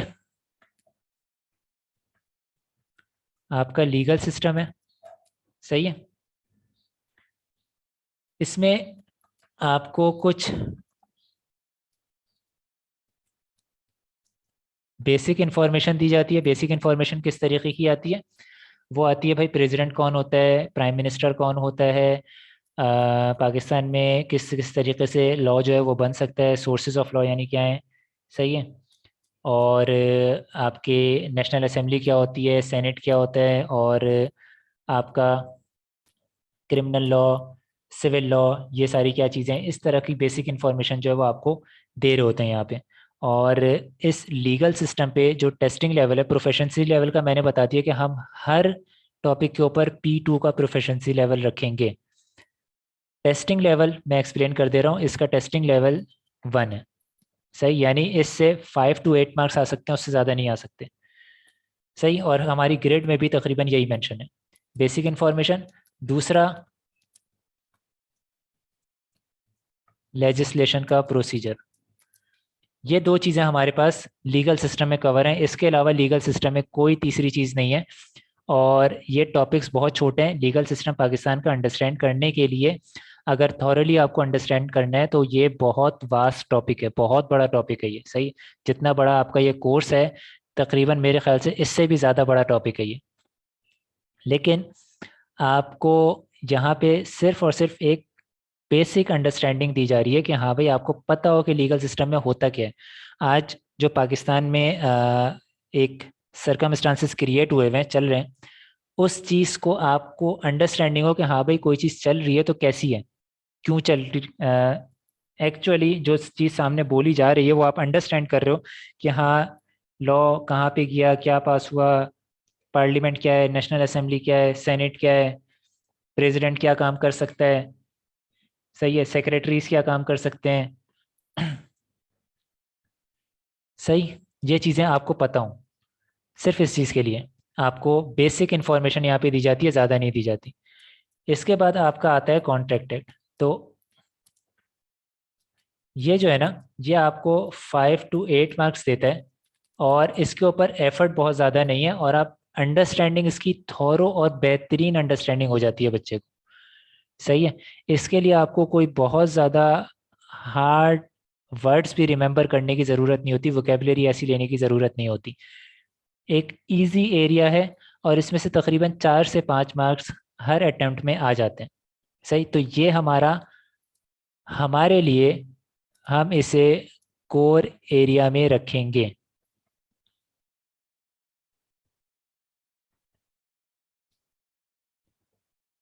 हेलो।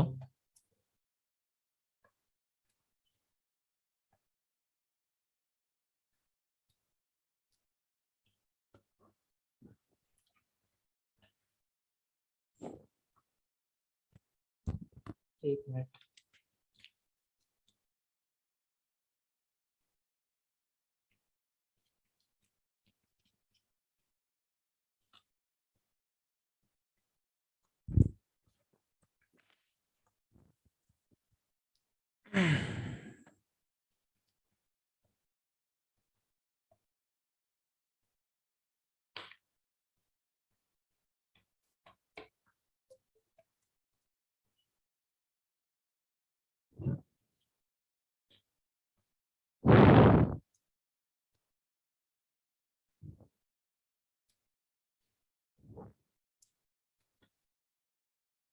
हम्म,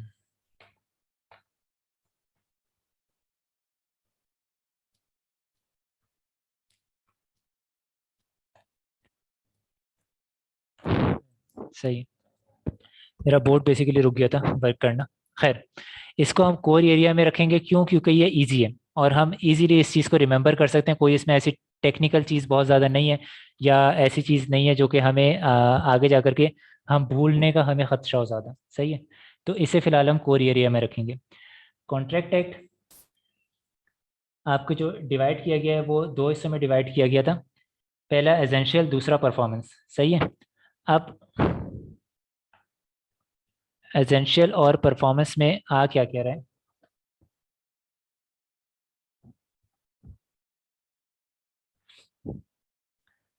एसेंशियल्स में आपकी डेफिनेशंस आ रही हैं, एसेंशियल में आपकी डेफिनेशंस आ रही हैं।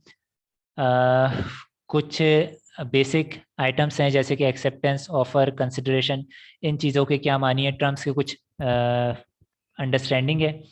इसके बाद आपको ये बता दिया जा रहा है कि वॉइड क्या होता है, वॉइडेबल क्या होता है, वैलिड क्या होता है, किस तरीके के कॉन्ट्रैक्ट्स होते हैं, कॉन्ट्रैक्ट क्या होता है, एग्रीमेंट क्या होता है। सही है, ये कुछ इन्फॉर्मेशन दी जा रही है। कंटिंजेंट कॉन्ट्रैक्ट क्या होता है। सही, इस तरीके की इन्फॉर्मेशन, बेसिक कॉन्सेप्ट्स देना, ये आपको सिंपल कॉन्सेप्ट्स देने वाली चीज़ हो रही है यहाँ पे।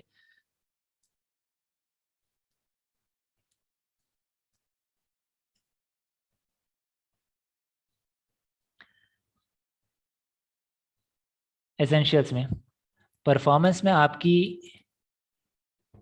जो राइट्स हैं बोथ पार्टीज़ के, वो राइट्स एक्सप्लेन होते हैं।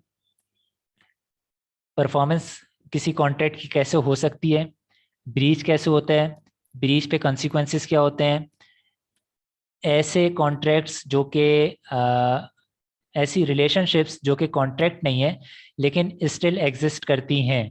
सही, वो रिलेशनशिप्स कैसे हो सकती हैं, वो रिलेशनशिप्स क्या होती हैं, उनके बेसिक ट्रेड्स क्या हैं, ये चीज़ें एक्सप्लेन हो रही हैं। इसके अलावा फिर उसके बाद एजेंसी आ जा रही है। सही है, एजेंसी कॉन्ट्रैक्ट एक्ट का पार्ट है लेकिन इसका टेस्टिंग लेवल 1 है। अब कॉन्ट्रैक्ट एक्ट में मैं ये बोलूँगा, कॉन्ट्रैक्ट एक्ट में आप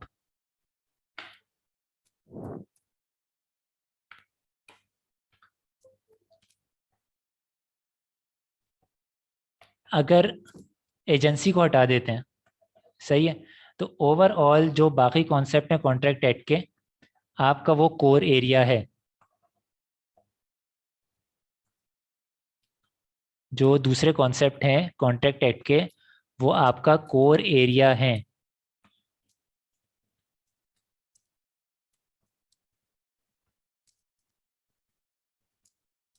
except for agency, contract act को मैं बोलूँगा कोर एरिया। सही, यहाँ से हमें कुछ भी आ जाए, हमें वो चीज़ कंप्लीट करनी है, हमें उसमें से 80 to 85 मार्क्स लेने हैं, एजेंसी को हटा दें। सही है, इसके अलावा पार्टनरशिप आता है।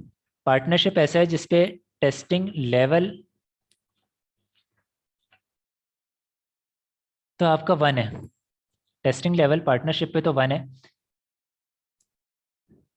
ओवरऑल 1 है, कुछ टॉपिक्स के ऊपर 2 भी है। ओवरऑल आपके पार्टनरशिप के ऊपर जो टेस्टिंग लेवल है वो 1 आ रहा है। लेकिन पार्टनरशिप अगर हम इसे भी कोर एरिया में ले लें तो हमारा जो सिलेबस है ना वो अच्छा खासा कोर एरिया वाला लेंदी हो जाता है। सही है, तो पार्टनरशिप को मैं हटाऊंगा। इसके अलावा निगोशिएबल इंस्ट्रूमेंट को भी मैं हटाऊंगा। इसके अलावा जो आपके कुछ नए लॉज आए हैं, एंटी मनी लॉन्ड्रिंग से रिलेटेड, डाटा प्रोटेक्शन से रिलेटेड, इलेक्ट्रॉनिक फंड ट्रांसफ़र हो गया। सही, ये जो लॉज आए हैं, इन लॉज का अगर आपको बैकग्राउंड प्रॉपर समझ में आ जाता है तो इनके जो सेक्शंस हैं ना वो बहुत कम है, इनमें जो आपको नॉलेज दी जा रही है ना वो बहुत कम है, लेकिन इनकी वेटेज ज़्यादा है। पार्टनरशिप के साथ इनकी वेटेज है। आप इसको भी कोर एरिया बनाएं, अगर आपने कॉन्ट्रैक्ट एक्ट कर लिया तो आप इसको कोर एरिया बनाएं, इस एरिया को। Anti money laundering, data protection. सही, ये जो पार्टनरशिप के अदर लॉज में जो पार्टनरशिप के अलावा का जो पोर्शन है ना वो अपना core area, contract act core area और लीगल सिस्टम कोर एरिया, ये ऐसा एरिया है जो आपको अगर अगर बोला जाए तो 5 to 8 मार्क्स आपके इसमें से आ रहे हैं।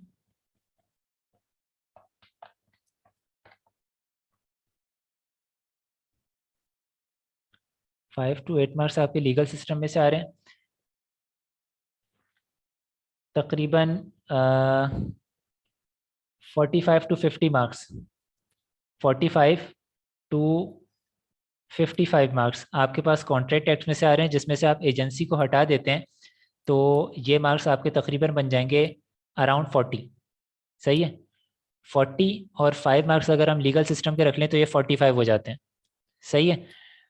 इसके बाद अदर लॉस का जो पोर्शन है उसमें से पार्टनरशिप का हैवी एरिया आता है। सही है। पार्टनरशिप के ऊपर से क्वेश्चन नेगोशिएबल इंस्ट्रूमेंट और पार्टनरशिप में से हैवी एरिया आता है। आप ये समझ लें कि जो रिमेनिंग लॉज हैं उसमें से अगर 20 मार्क्स निकल जाते हैं तो तकरीबन ये आपका एक वेटेज बन गई है 60 मार्क्स तक की, 60-65 मार्क्स की। इस 60-65 को की प्रिपरेशन आपको इतनी अच्छी करनी है कि आप इस टॉपिक पे से 80 to 85% मार्क्स आपको लेकर के आने हैं इन टॉपिक्स में से। अगर आप लाने में कामयाब हो जाते हैं तो आप आराम से पास हो सकते हैं। ऐसा मैं क्यों बोल रहा हूँ? ऐसा मैं इसलिए बोल रहा हूँ क्योंकि agency, partnership, negotiable instrument. Partnership lengthy topic है, एजेंसी कोई बहुत लेंथी टॉपिक नहीं है। आप एजेंसी कवर कर सकते हो और इजीली कवर हो जाएगी। निगोशिएबल इंस्ट्रूमेंट भी आपके कुछ सेक्शंस जो है वो अब आ रहे हैं। ज़्यादा बड़ा पोर्शन जो है वो निगोशिएबल इंस्ट्रूमेंट पूरा का पूरा आपका कवर नहीं हो रहा है। तो वो जो कुछ पोर्शन है ना निगोशिएबल इंस्ट्रूमेंट का, आप वो इजीली अंडरस्टैंड कर सकते हो, वहाँ से भी आपको मार्क्स मिल जाएंगे। पार्टनरशिप भी अगर आपको कुछ चीज़ें आप उसमें से भूल भी गए, आप पढ़ लेते हो सही तरीके से, क्लास में पढ़ लिया, घर पे जब बैठे हो उस टाइम पढ़ लिया, तो पार्टनरशिप वो एरिया है जो आता तो हैवी पोर्शन है इसमें से, नो डाउट इसमें से क्वेश्चन ज़्यादा आते हैं, मार्क्स ये ज़्यादा लेता है। लेकिन अगर मैं पार्टनरशिप पर फोकस करूंगा तो मैं कॉन्ट्रैक्ट एक्ट और अपनी दूसरे जो कोर एरिया मैंने सेलेक्ट किया ना, वो कोर एरिया या तो मेरा बहुत बड़ा हो जाएगा। सही है। और फिर मेरे ऊपर यही होगा कि यार मैं ओवरऑल सिलेबस ही फिर कर लेता, फ़ायदा क्या था। सही। तो पार्टनरशिप मैंने सिर्फ इस वजह से निकाला है, अदरवाइज पार्टनरशिप इंपॉर्टेंट एरिया है। ये जो कोर एरिया है इसमें partnership, negotiable instrument, core area के अलावा पार्टनरशिप, निगोशिएबल इंस्ट्रूमेंट, एजेंसी, इन तीन टॉपिक्स को आपको ऐसा प्रिपेयर करना है कि इसमें से आप तकरीबन 30 to 35 मार्क्स ले सको, परसेंट मार्क्स ले सको। बाकी जो एरिया है उसमें से आप 80 to 85% मार्क्स ले सको, इतना आपको प्रिपेयर करना है। निगोशिएबल इंस्ट्रूमेंट कोई डिफ़िकल्ट चीज़ नहीं है, एजेंसी कोई डिफ़िकल्ट चीज़ नहीं है, पार्टनरशिप उसमें भी ज़्यादा डिफ़िकल्टी इतनी नहीं है लेकिन इसमें थोड़ा सा लोगों को लेंदी लगता है। सही है। कॉन्ट्रैक्ट एक्ट डिफ़िकल्ट चीज़ है, कॉम्प्लेक्स चीज़ है। आपको इसको छोटी छोटी सी चीज़ें जो है वो फोकस करने वाली हैं कॉन्ट्रैक्ट एक्ट में। तो लीगल सिस्टम कोई डिफिकल्ट नहीं है, कॉन्ट्रैक्ट एक्ट थोड़ा कॉम्प्लेक्स है लेकिन इसकी अंडरस्टैंडिंग आपको प्रॉपर हो जाती है तो जो रिमेनिंग लॉस कोर एरिया में पड़े हुए हैं ना वो इतने ज़्यादा डिफिकल्ट नहीं है, इतने ज़्यादा लेंदी नहीं है, आप इजीली उसे कर सकते हो।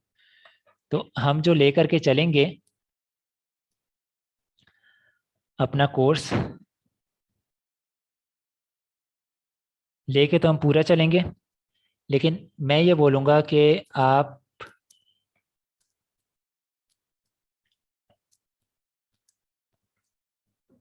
जो कोर एरिया के हिसाब से फोकस करें वो ये तीन टॉपिक हों।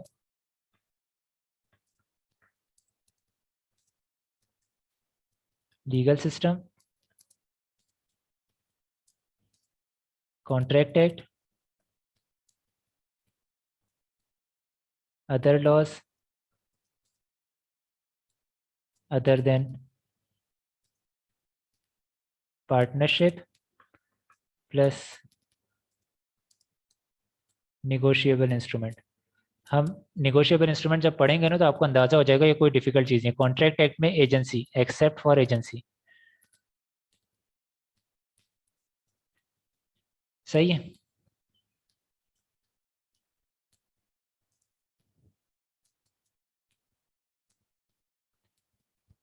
ये एरिया अगर आप कर लेते हैं प्रॉपर सुकून से, इतना कि इसमें से 80 to 85% आ जाए,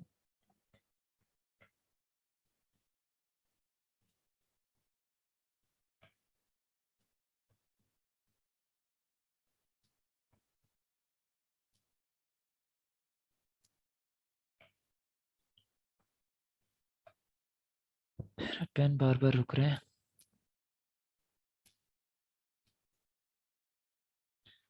इसमें से 80 to 85% आ जाए और रिमेनिंग में से जो है वो आपके 30 to 35% बन जाए, तो आप इजीली इसे पास कर लोगे।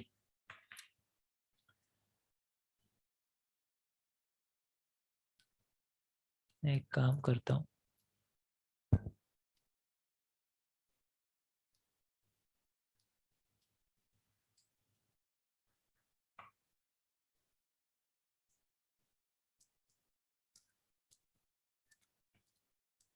मेरा बोर्ड बार बार रुक रहा है, तो मैं आपको ये चीज़ बुक में से ही दिखा देता हूँ, ज़्यादा बेहतर है।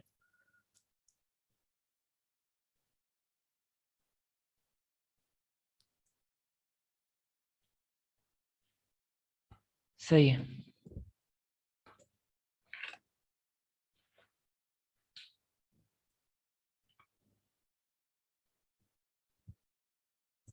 आप ये देख रहे हैं, ये बेसिकली ग्रेड है आपकी बिजनेस लॉ की, कैफ 4 की। स्क्रीन वैसे चेंज हो गई है ना?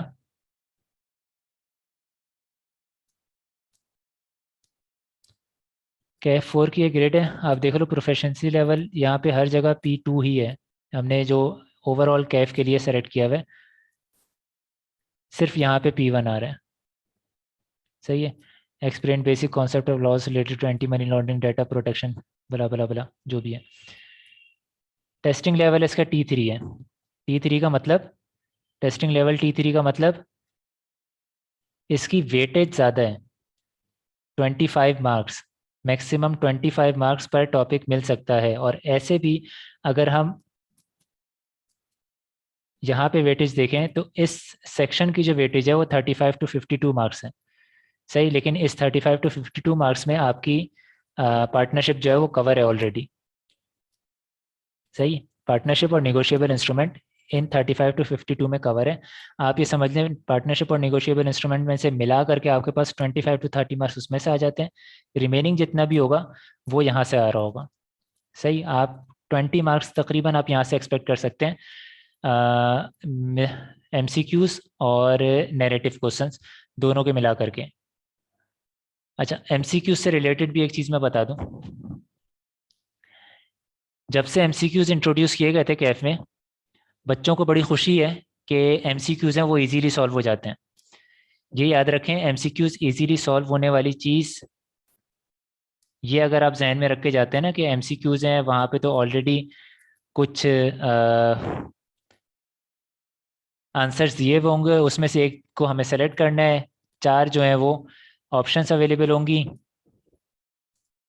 चारों ऑप्शंस में से एक ऑप्शन सेलेक्ट करनी है। 25% प्रोबेबिलिटी है, तो 30 मार्क्स के अगर वो आते हैं तो 25% तो हम वैसे भी ले सकते हैं उसमें से, ऐसे ही।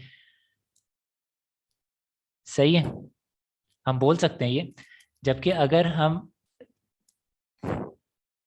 ऐसे प्रोबेबिलिटी देख रहे हैं 4 क्वेश्चंस में से 25, चार आउटकम्स दिए हुए, चार रिजल्ट दिए हुए होते हैं, उसमें से एक सही है, तो 25% ही प्रोबेबिलिटी होती है आपके सही होने की। लेकिन वो हर क्वेश्चन पे प्रोबेबिलिटी है 25%। अब डिपेंड करता है आप क्राइटेरिया क्या सेलेक्ट कर रहे हो तुक्का लगाने का, वाइल्ड गैस करने का क्राइटेरिया क्या सेलेक्ट कर रहे हो, अगर आपको वहाँ पे वाइल्ड गैस करना है और आपको इसलिए वो इजी लगता है तो। अदरवाइज ये जो ओवरऑल कोर्स या सिलेबस आपको कवर करवाया जाएगा ना, जो मैं बोल रहा था कि कुछ को 80 to 85% स्ट्रॉन्ग करें, रिमेनिंग को 30 to 35% स्ट्रॉन्ग रखें, ये जो एरिया है ये पूरा 100% जब आप पढ़ लोगे ना तब आप MCQ सही तरीके से अटेम्प्ट कर सकते हो। अदरवाइज प्रोबेबिलिटी के ऊपर या वाइल्ड गेस के ऊपर जाते हो तो कोई फायदा नहीं होता। सही, 25% एक्चुअल प्रोबेबिलिटी नहीं है कि आपको उसमें से सही ही हो जाएगा। सही, 25% पर क्वेश्चन प्रोबेबिलिटी है। लेकिन ये प्रोबेबिलिटी कि आप 30 में से 25% मार्क्स ले आओगे, ये प्रोबेबिलिटी नहीं है। खैर, कोर एरिया वाली चीज क्लियर हो गई। कोर एरिया में क्या रखना है? कॉन्ट्रैक्ट एक्ट, लीगल सिस्टम, और आपका anti money laundering, data protection, electronic fund transfer, इससे रिलेटेड जो रेगुलेशंस हैं, कंपटीशन एक्ट, ये सारी चीज़ें रखनी है। इनके पूरे के पूरे एक्ट या रेगुलेशंस हमारे पास हमारे सिलेबस में नहीं है। मैक्सिमम अगर किसी का है ना तो वो 10 सेक्शन है। सही, किसी के 2 सेक्शन, किसी के 5 सेक्शन, किसी के 8 सेक्शन, किसी के 10 सेक्शन। इस तरीके से सेक्शंस कुछ बताए हुए हैं, वो हमारे कोर्स में कवर हो रहे हैं। आप अगर ये सेक्शन देखना चाहो, यहाँ पे सेक्शंस भी आ रहे हैं किस किस के क्या क्या हैं। इनके सिर्फ 3 सेक्शन है। सही है। वो भी एक सेक्शन के ऊपर कुछ लिमिट दे दी इन्होंने कि सिर्फ ये वाला, बाकी नहीं। इलेक्ट्रॉनिक फंड ट्रांसफ़र 4 सेक्शन आ रहे हैं। सेक्शन 2 के ऊपर फिर एक अगेन एक लिमिट दे दी कि इसके अलावा कुछ नहीं। 2 में डेफिनेशंस होती हैं यूजुअली। इसी तरीके से इसमें भी है, कंपटीशन एक्ट में भी है, आर्बिट्रेशन एक्ट में भी है। ये कोर्स लेंदी नहीं है, लेकिन आपको वेटेज अच्छी दे जाता है, आपको मार्क्स अच्छे दे के चला जाएगा। तो कोर एरिया आप इसे रख सकते हो। बाकी अगर कोई वेरिएशन होती भी है तो उस वेरिएशन को मैनेज करने के लिए हमने बाकी कोर्स पढ़ा हुआ है। हम सेलेक्टिव स्टडी करके नहीं जा रहे। हाँ, हम ये ज़रूर कर रहे हैं कि हमारे किस एरिया पे ज़्यादा फोकस है, किस एरिया पे थोड़ा कम फोकस है। सेलेक्टिव स्टडी नहीं है। अब यहाँ पे देख लें, आई कैप आपसे एक्सपेक्ट क्या कर रहे हैं। Examinable professional skills, evaluate data and information from variety of sources. हम वैरायटी ऑफ सोर्सेज से नहीं लेते, हम सिर्फ और सिर्फ जो स्टडी टेक्स्ट है वहाँ से उठा लेते हैं। और इसकी वजह भी एक है, कैफ के लेवल पे स्टडी टेक्स्ट से बाहर एक लफ्ज़ भी नहीं आता। स्टडी टेक्स्ट में जो चीज़ दी हुई है वो दी हुई है, आना वहीं से, इससे बाहर से एक लफ्ज़ नहीं आएगा। सही है। लेकिन फिलहाल आई कैप आपसे एक्सपेक्ट ये कर रहा है कि आप डिफरेंट रिसोर्सेज देखोगे, उस पर रिसर्च करोगे, वहाँ से जो इन्फॉर्मेशन मिलती है उसको इंटीग्रेट करोगे, उसे एनालाइज करोगे, जो प्रॉब्लम सामने आती है उसमें अपनी जजमेंट इन्वॉल्व करोगे, एक डिसीजन लोगे और अपना कंक्लूजन वेल रीजनड रखोगे। सही है। Apply critical thinking skills to solve problems, inform judgments, make decisions and reach well reasoned conclusions. ये आई कैप ने अपने आउटकम में बताया हुआ है कि आपको करना है। तो जब आप एग्ज़ाम देने जाते हो और जो क्वेश्चन सॉल्व कर रहे होते हो, अगर वो वेल रीजनड कंक्लूजन आप लेकर के नहीं रीच हो रहे हो, तो इसका ये मतलब है कि आपके मार्क्स कुछ ना कुछ कटेंगे। इवन दो कि आप सही कंक्लूजन में पहुंचे हो, अगर वो वेल रीजनड नहीं है तो मार्क्स कटने वाले हैं। हमने जो कोर एरिया रखा है उसमें हम वेल रीजनड रखेंगे जो भी क्वेश्चन हम अटेम्प्ट करते हैं। इसके बाद communicate clearly and concisely when presenting, discussing and reporting in formal and informal situations. आप एग्जाम में बैठे हुए फॉर्मल सिचुएशन में बैठे हो, सही, आप फॉर्मल कम्युनिकेशन आपकी वहाँ पे देखी जा रही है। तो जो भी आप कम्युनिकेट करो वो क्लियर होना चाहिए, कंसाइज होना चाहिए। जो चीज़ आई कैप एग्ज़ाम में एक्सपेक्ट कर रहा है उसने यहाँ पे आपसे लिख दी, और ये जो वो चीज़ एग्ज़ाम पेपर पे कम्युनिकेट आपकी तरफ से होती है।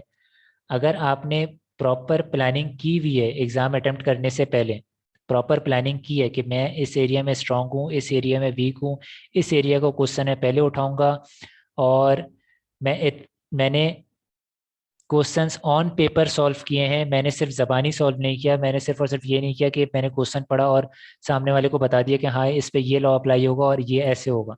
मैंने डेलिबरेटली बैठ करके लिटरली मैंने सरकमस्टांसेस जो दिए गए थे क्वेश्चन में उसको मैंने एनालाइज किया है, अपने एक डिसीजन फॉर्म किया है, और उस डिसीजन को प्रॉपरली वेल रीजनड रखा है। और इस पूरे जो मैं आंसर दे रहा हूँ, इस पूरे आंसर को जो मैंने कम्युनिकेट किया है वो अच्छे तरीके से, कंसाइज तरीके से कम्युनिकेट किया है। अगर मैं ये सारी चीज़ें कर रहा हूँ देन मुझे पास होने से कोई नहीं रोक सकता। अगर मैं इवन दो कि मैंने किसी एरिया में कोई ब्लंडर कर दिया था, मैंने किसी एरिया में कोई ब्लंडर कर दिया था, सही है, लेकिन मैंने अपना कोर एरिया सही रखा है और बाकी 30 to 35% मार्क्स मैंने लिए हैं, तो आई कैप मुझे फेल नहीं करेगा, आई कैप मुझे पास करेगा। सही है। यहाँ तक कोई क्वेश्चन?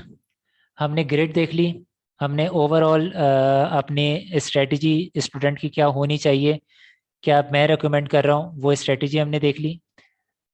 अब इस स्ट्रेटजी पे कोई क्वेश्चन या ग्रिड की अंडरस्टैंडिंग में कोई क्वेश्चन, इस एरिया को हमें करने की ज़रूरत नहीं, क्योंकि ये जो एरिया है ये आई कैप चेक नहीं कर पाता बेचारा। ये वाला एरिया आई कैप चेक नहीं कर पाता। सही है, तो हम इस पे फोकस नहीं कर रहे। हम जब प्रैक्टिकली अपने प्रोफेशनल लाइफ में जाएंगे तो वहाँ पे हम प्रॉपर काम देख रहे होंगे। सही है, कर लेंगे। हम अभी सिर्फ एग्ज़ाम की बात कर रहे हैं। ये एरिया इजीली आई कैप एग्जामिन कर पाता है। ये एरिया में भी एग्जामिन कर रहा हूँ, लेकिन इजीली एग्जामिन कर नहीं पाता ये एरिया। सही है। कैफ फोर से रिलेटेड चीज़ क्लियर हुई है। और अगर कोई आपके तरफ से कोई ऐसी चीज़ है जो कि मेरे कोर एरिया वाली जो मैंने चीज़ बताई है उससे डिफ़र कर रही है, आपकी कोई स्ट्रेटजी है जो उससे डिफ़र कर रही है, जो आप अडॉप्ट करना चाहते हो, तो वो डिस्कस की जा सकती है। क्योंकि इम्पॉर्टेंट वाली जो चीज़ है, जो मेजॉरिटी स्टूडेंट फॉलो करते हैं कि क्या चीज़ इम्पॉर्टेंट है और क्या इम्पॉर्टेंट नहीं है, ये वाला जो है ना, या कुछ सेलेक्टिव स्टडी वाली चीज़, ये वाली चीज़ नहीं होनी चाहिए। ये चीज़ मैं कंप्लीटली निगेट करता हूँ और ये चीज़ मुनासिब नहीं है। बहुत फ्यू स्टूडेंट होते हैं जो इस चीज़ पे चलते हुए अपने आप सक्सेसफुल हो जाते हैं, पेपर पास कर लेते हैं। मेजॉरिटी पेपर पास नहीं कर पाती। लेकिन अभी जो क्राइटेरिया मैंने दिया है सिलेक्शन का, ये करके एक वीक स्टूडेंट भी जो हार्ड वर्किंग होगा, वीक सही लेकिन हार्ड वर्किंग है, वो ये काम कर लेगा। आपको हार्ड वर्किंग होना है। हार्ड वर्किंग मीन्स बोझ नहीं उठाना। सही है, लेकिन कोई चीज़ करने से पीछे नहीं हटना। कोई क्वेश्चन यहाँ तक?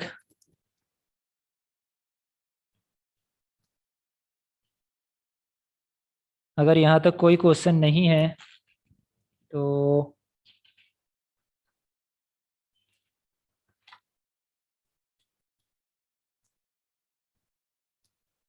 सही।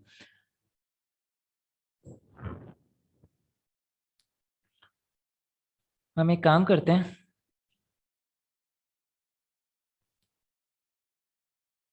कुछ मिनट्स बाकी हैं सिंपल, तो इसमें हम, मैंने सोचा था प्रोसेस ऑफ लेजिस्लेशन भी थोड़ा सा देख लेंगे। हम सिर्फ सिविल और क्रिमिनल लॉ को थोड़ा सा डिस्कस कर लेते हैं। मेरा जो राइटिंग पेन है ये पता नहीं क्यों प्रॉब्लम कर रहा है, तो हम डिस्कस ही कर पाएंगे।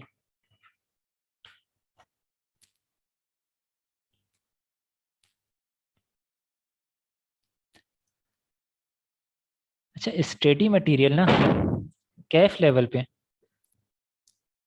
मैं बोलूँगा ये कि आपकी जो स्टडी टेक्स्ट है वो इनफ है, लेकिन साथ साथ हमारे पास से आपको कुछ नोट्स मिल रहे होंगे। सही है, कुछ प्रैक्टिस मटेरियल मिल रहा होगा। वो प्रैक्टिस मटेरियल, वो नोट्स, स्टडी टेक्स्ट में जो लैंग्वेज है उस लैंग्वेज से काउंटर करते हुए नहीं, लेकिन मेरा एक फोकस होता है कि मैं स्टडी टेक्स्ट से आपको नहीं पढ़ाऊँगा, मैं डायरेक्ट लॉ से पढ़ाऊँगा। सही है। जो कॉन्ट्रैक्ट एक्ट में बेयर एक्ट है, पार्टनरशिप एक्ट में वो पार्टनरशिप एक्ट, यानी बेयर एक्ट से बेसिकली मैं सारी चीज़ें पढ़ा रहा हूँ आपको। चाहे वो पार्टनरशिप हो, कॉन्ट्रैक्ट एक्ट हो, निगोशिएबल हो, कुछ भी हो। सही है, वो बेयर एक्ट में से ही हम पढ़ रहे होंगे। इससे होगा ये कि आप बेसिकली स्टडी टेक्स्ट आप एग्जाम में लेके तो नहीं जा सकते जो आपको रेफरेंस के लिए नीड हो। आपको स्टडी टेक्स्ट में से इतनी खास पढ़ने की भी ज़रूरत नहीं है। लॉ से पढ़ा करके आपके पॉइंट्स डेवलप करना, हम स्टडी टेक्स्ट को सिर्फ और सिर्फ फॉलो कर रहे होंगे, रेफ़र कर रहे होंगे जो इन्होंने एग्जाम्पल्स दी हुई हैं, सिनेरियोज जो दिए हुए हैं उन सिनेरियोज के लिए। प्लस एक बुक आती है, मुश्किल से मिलती है, इतने आसानी से मिलती नहीं है वैसे,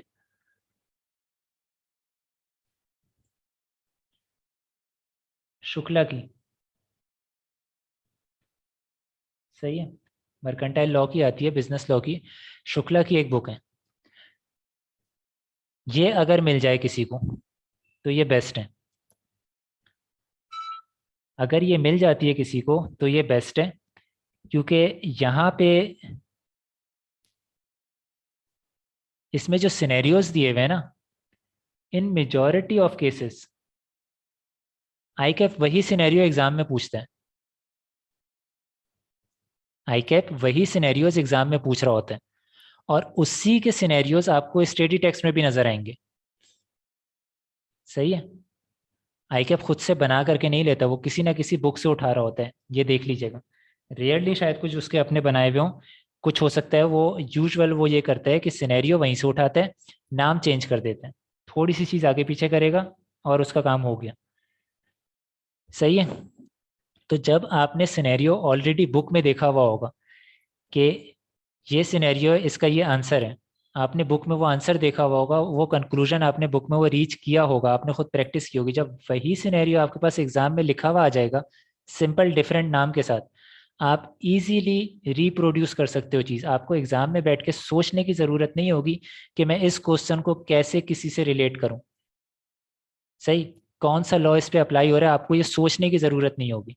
आप वो सोच चुके एग्जाम होने से पहले ही, जो आपने स्टडी मटेरियल पढ़ा था उसमें। सही। खैर, जो स्टडी मटेरियल आपको मिलेगा उसमें भी सिनेरियोज कवर होंगे, अगर शुक्ला की बुक नहीं भी मिलती तब भी ये काम हो जाएगा।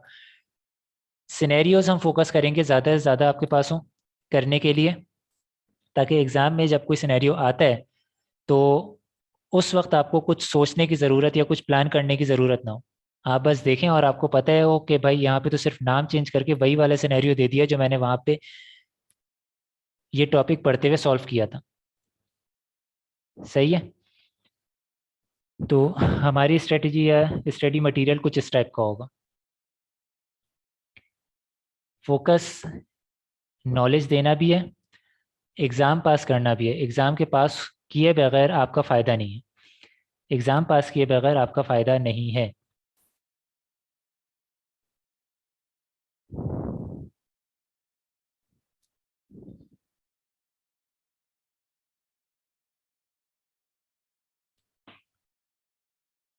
आज ज़्यादा पार्टिसिपेंट नहीं रहे, है ही नहीं बल्कि ख़ास। मैं बेसिकली पहला सेशन तो मैं अपने हिसाब से ले लेता हूँ, लेकिन उसके बाद मेरा फोकस ही होता है कि जो पार्टिसिपेंट हैं जो लाइव ले रहे हैं उनकी टाइमिंग के हिसाब से कुछ विद कंसेंसस कोई टाइमिंग डिसाइड की जाए कि हाँ किस टाइमिंग पे क्लास हो रही होगी फ्यूचर में। कैफ 4 हैं, मेनली स्टूडेंट होंगे, तो मेरे ख्याल में अगर हम मॉर्निंग टाइम में या डे टाइम में क्लास ले रहे हो तो कोई ऐसा इशू नहीं होगा। मैं मॉर्निंग टाइम प्रेफर करूँगा क्लासेस के लिए, तकरीबन इस तरीके से कि 10-10:30 तक जो है वो क्लास कंडक्ट हो चुकी हो, कंप्लीट हो गई हो। अब आपकी क्या रिकमेंडेशन है, या आप क्या चाह रहे हैं वो चीज़ मुझे बता दें, ताकि लाइव क्लासेस में कुछ पार्टिसिपेंट हों, बेहतर हों, स्ट्रेंथ कुछ बेहतर हो। मॉर्निंग टाइमिंग कैफ के लिए, कैफ 4 के लिए मुनासिब रहेगी।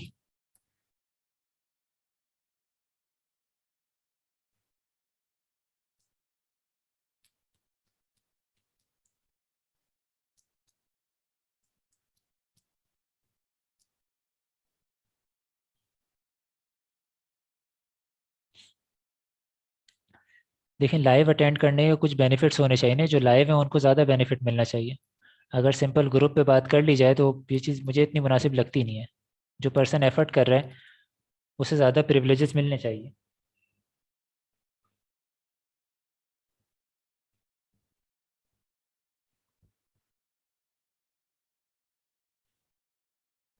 खैर, मेरी रिकमेंडेशन ये है कि मॉर्निंग में ही करें, कैफ 4 की क्लास ज़्यादा बेहतर है। दूसरी जो क्लासेस हैं उनके लिए इवनिंग टाइमिंग या ये टाइमिंग मुनासिब रहेगी। बाकी व्हाट्सएप के ग्रुप पे ये बात पूछ ली जाएगी, देख लेते हैं। सही है। मेरे ख्याल से आज हमने जर्नल तकरीबन बातें की हैं, और अपनी ग्रिड देख ली है, अपने कोर एरियाज़ हमने आइडेंटिफाई कर लिए हैं।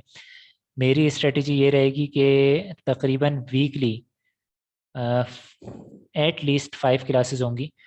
अब वो ऐसे भी हो सकती हैं कि डेली एक हो रही हो, ऐसा भी हो सकता है कि एक दिन में दो हो जाए, लेकिन मैं एट लीस्ट 5 क्लासेस वीकली रखूँगा, क्योंकि कोर्स लेंदी है।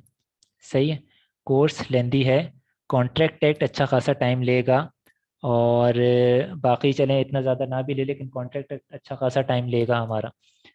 तो 5 क्लासेस पर वीक एट लीस्ट रखनी है, इससे ज़्यादा हो सकती हैं।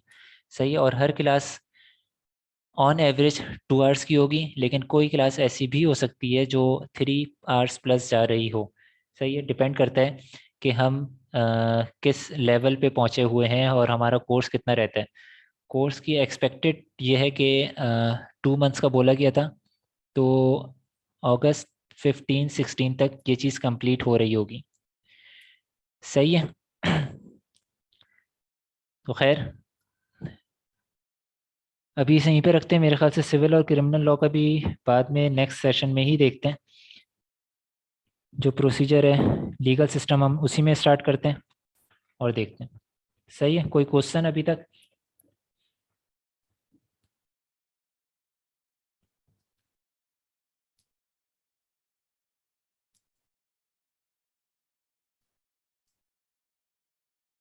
चले, चले जी, सेट है।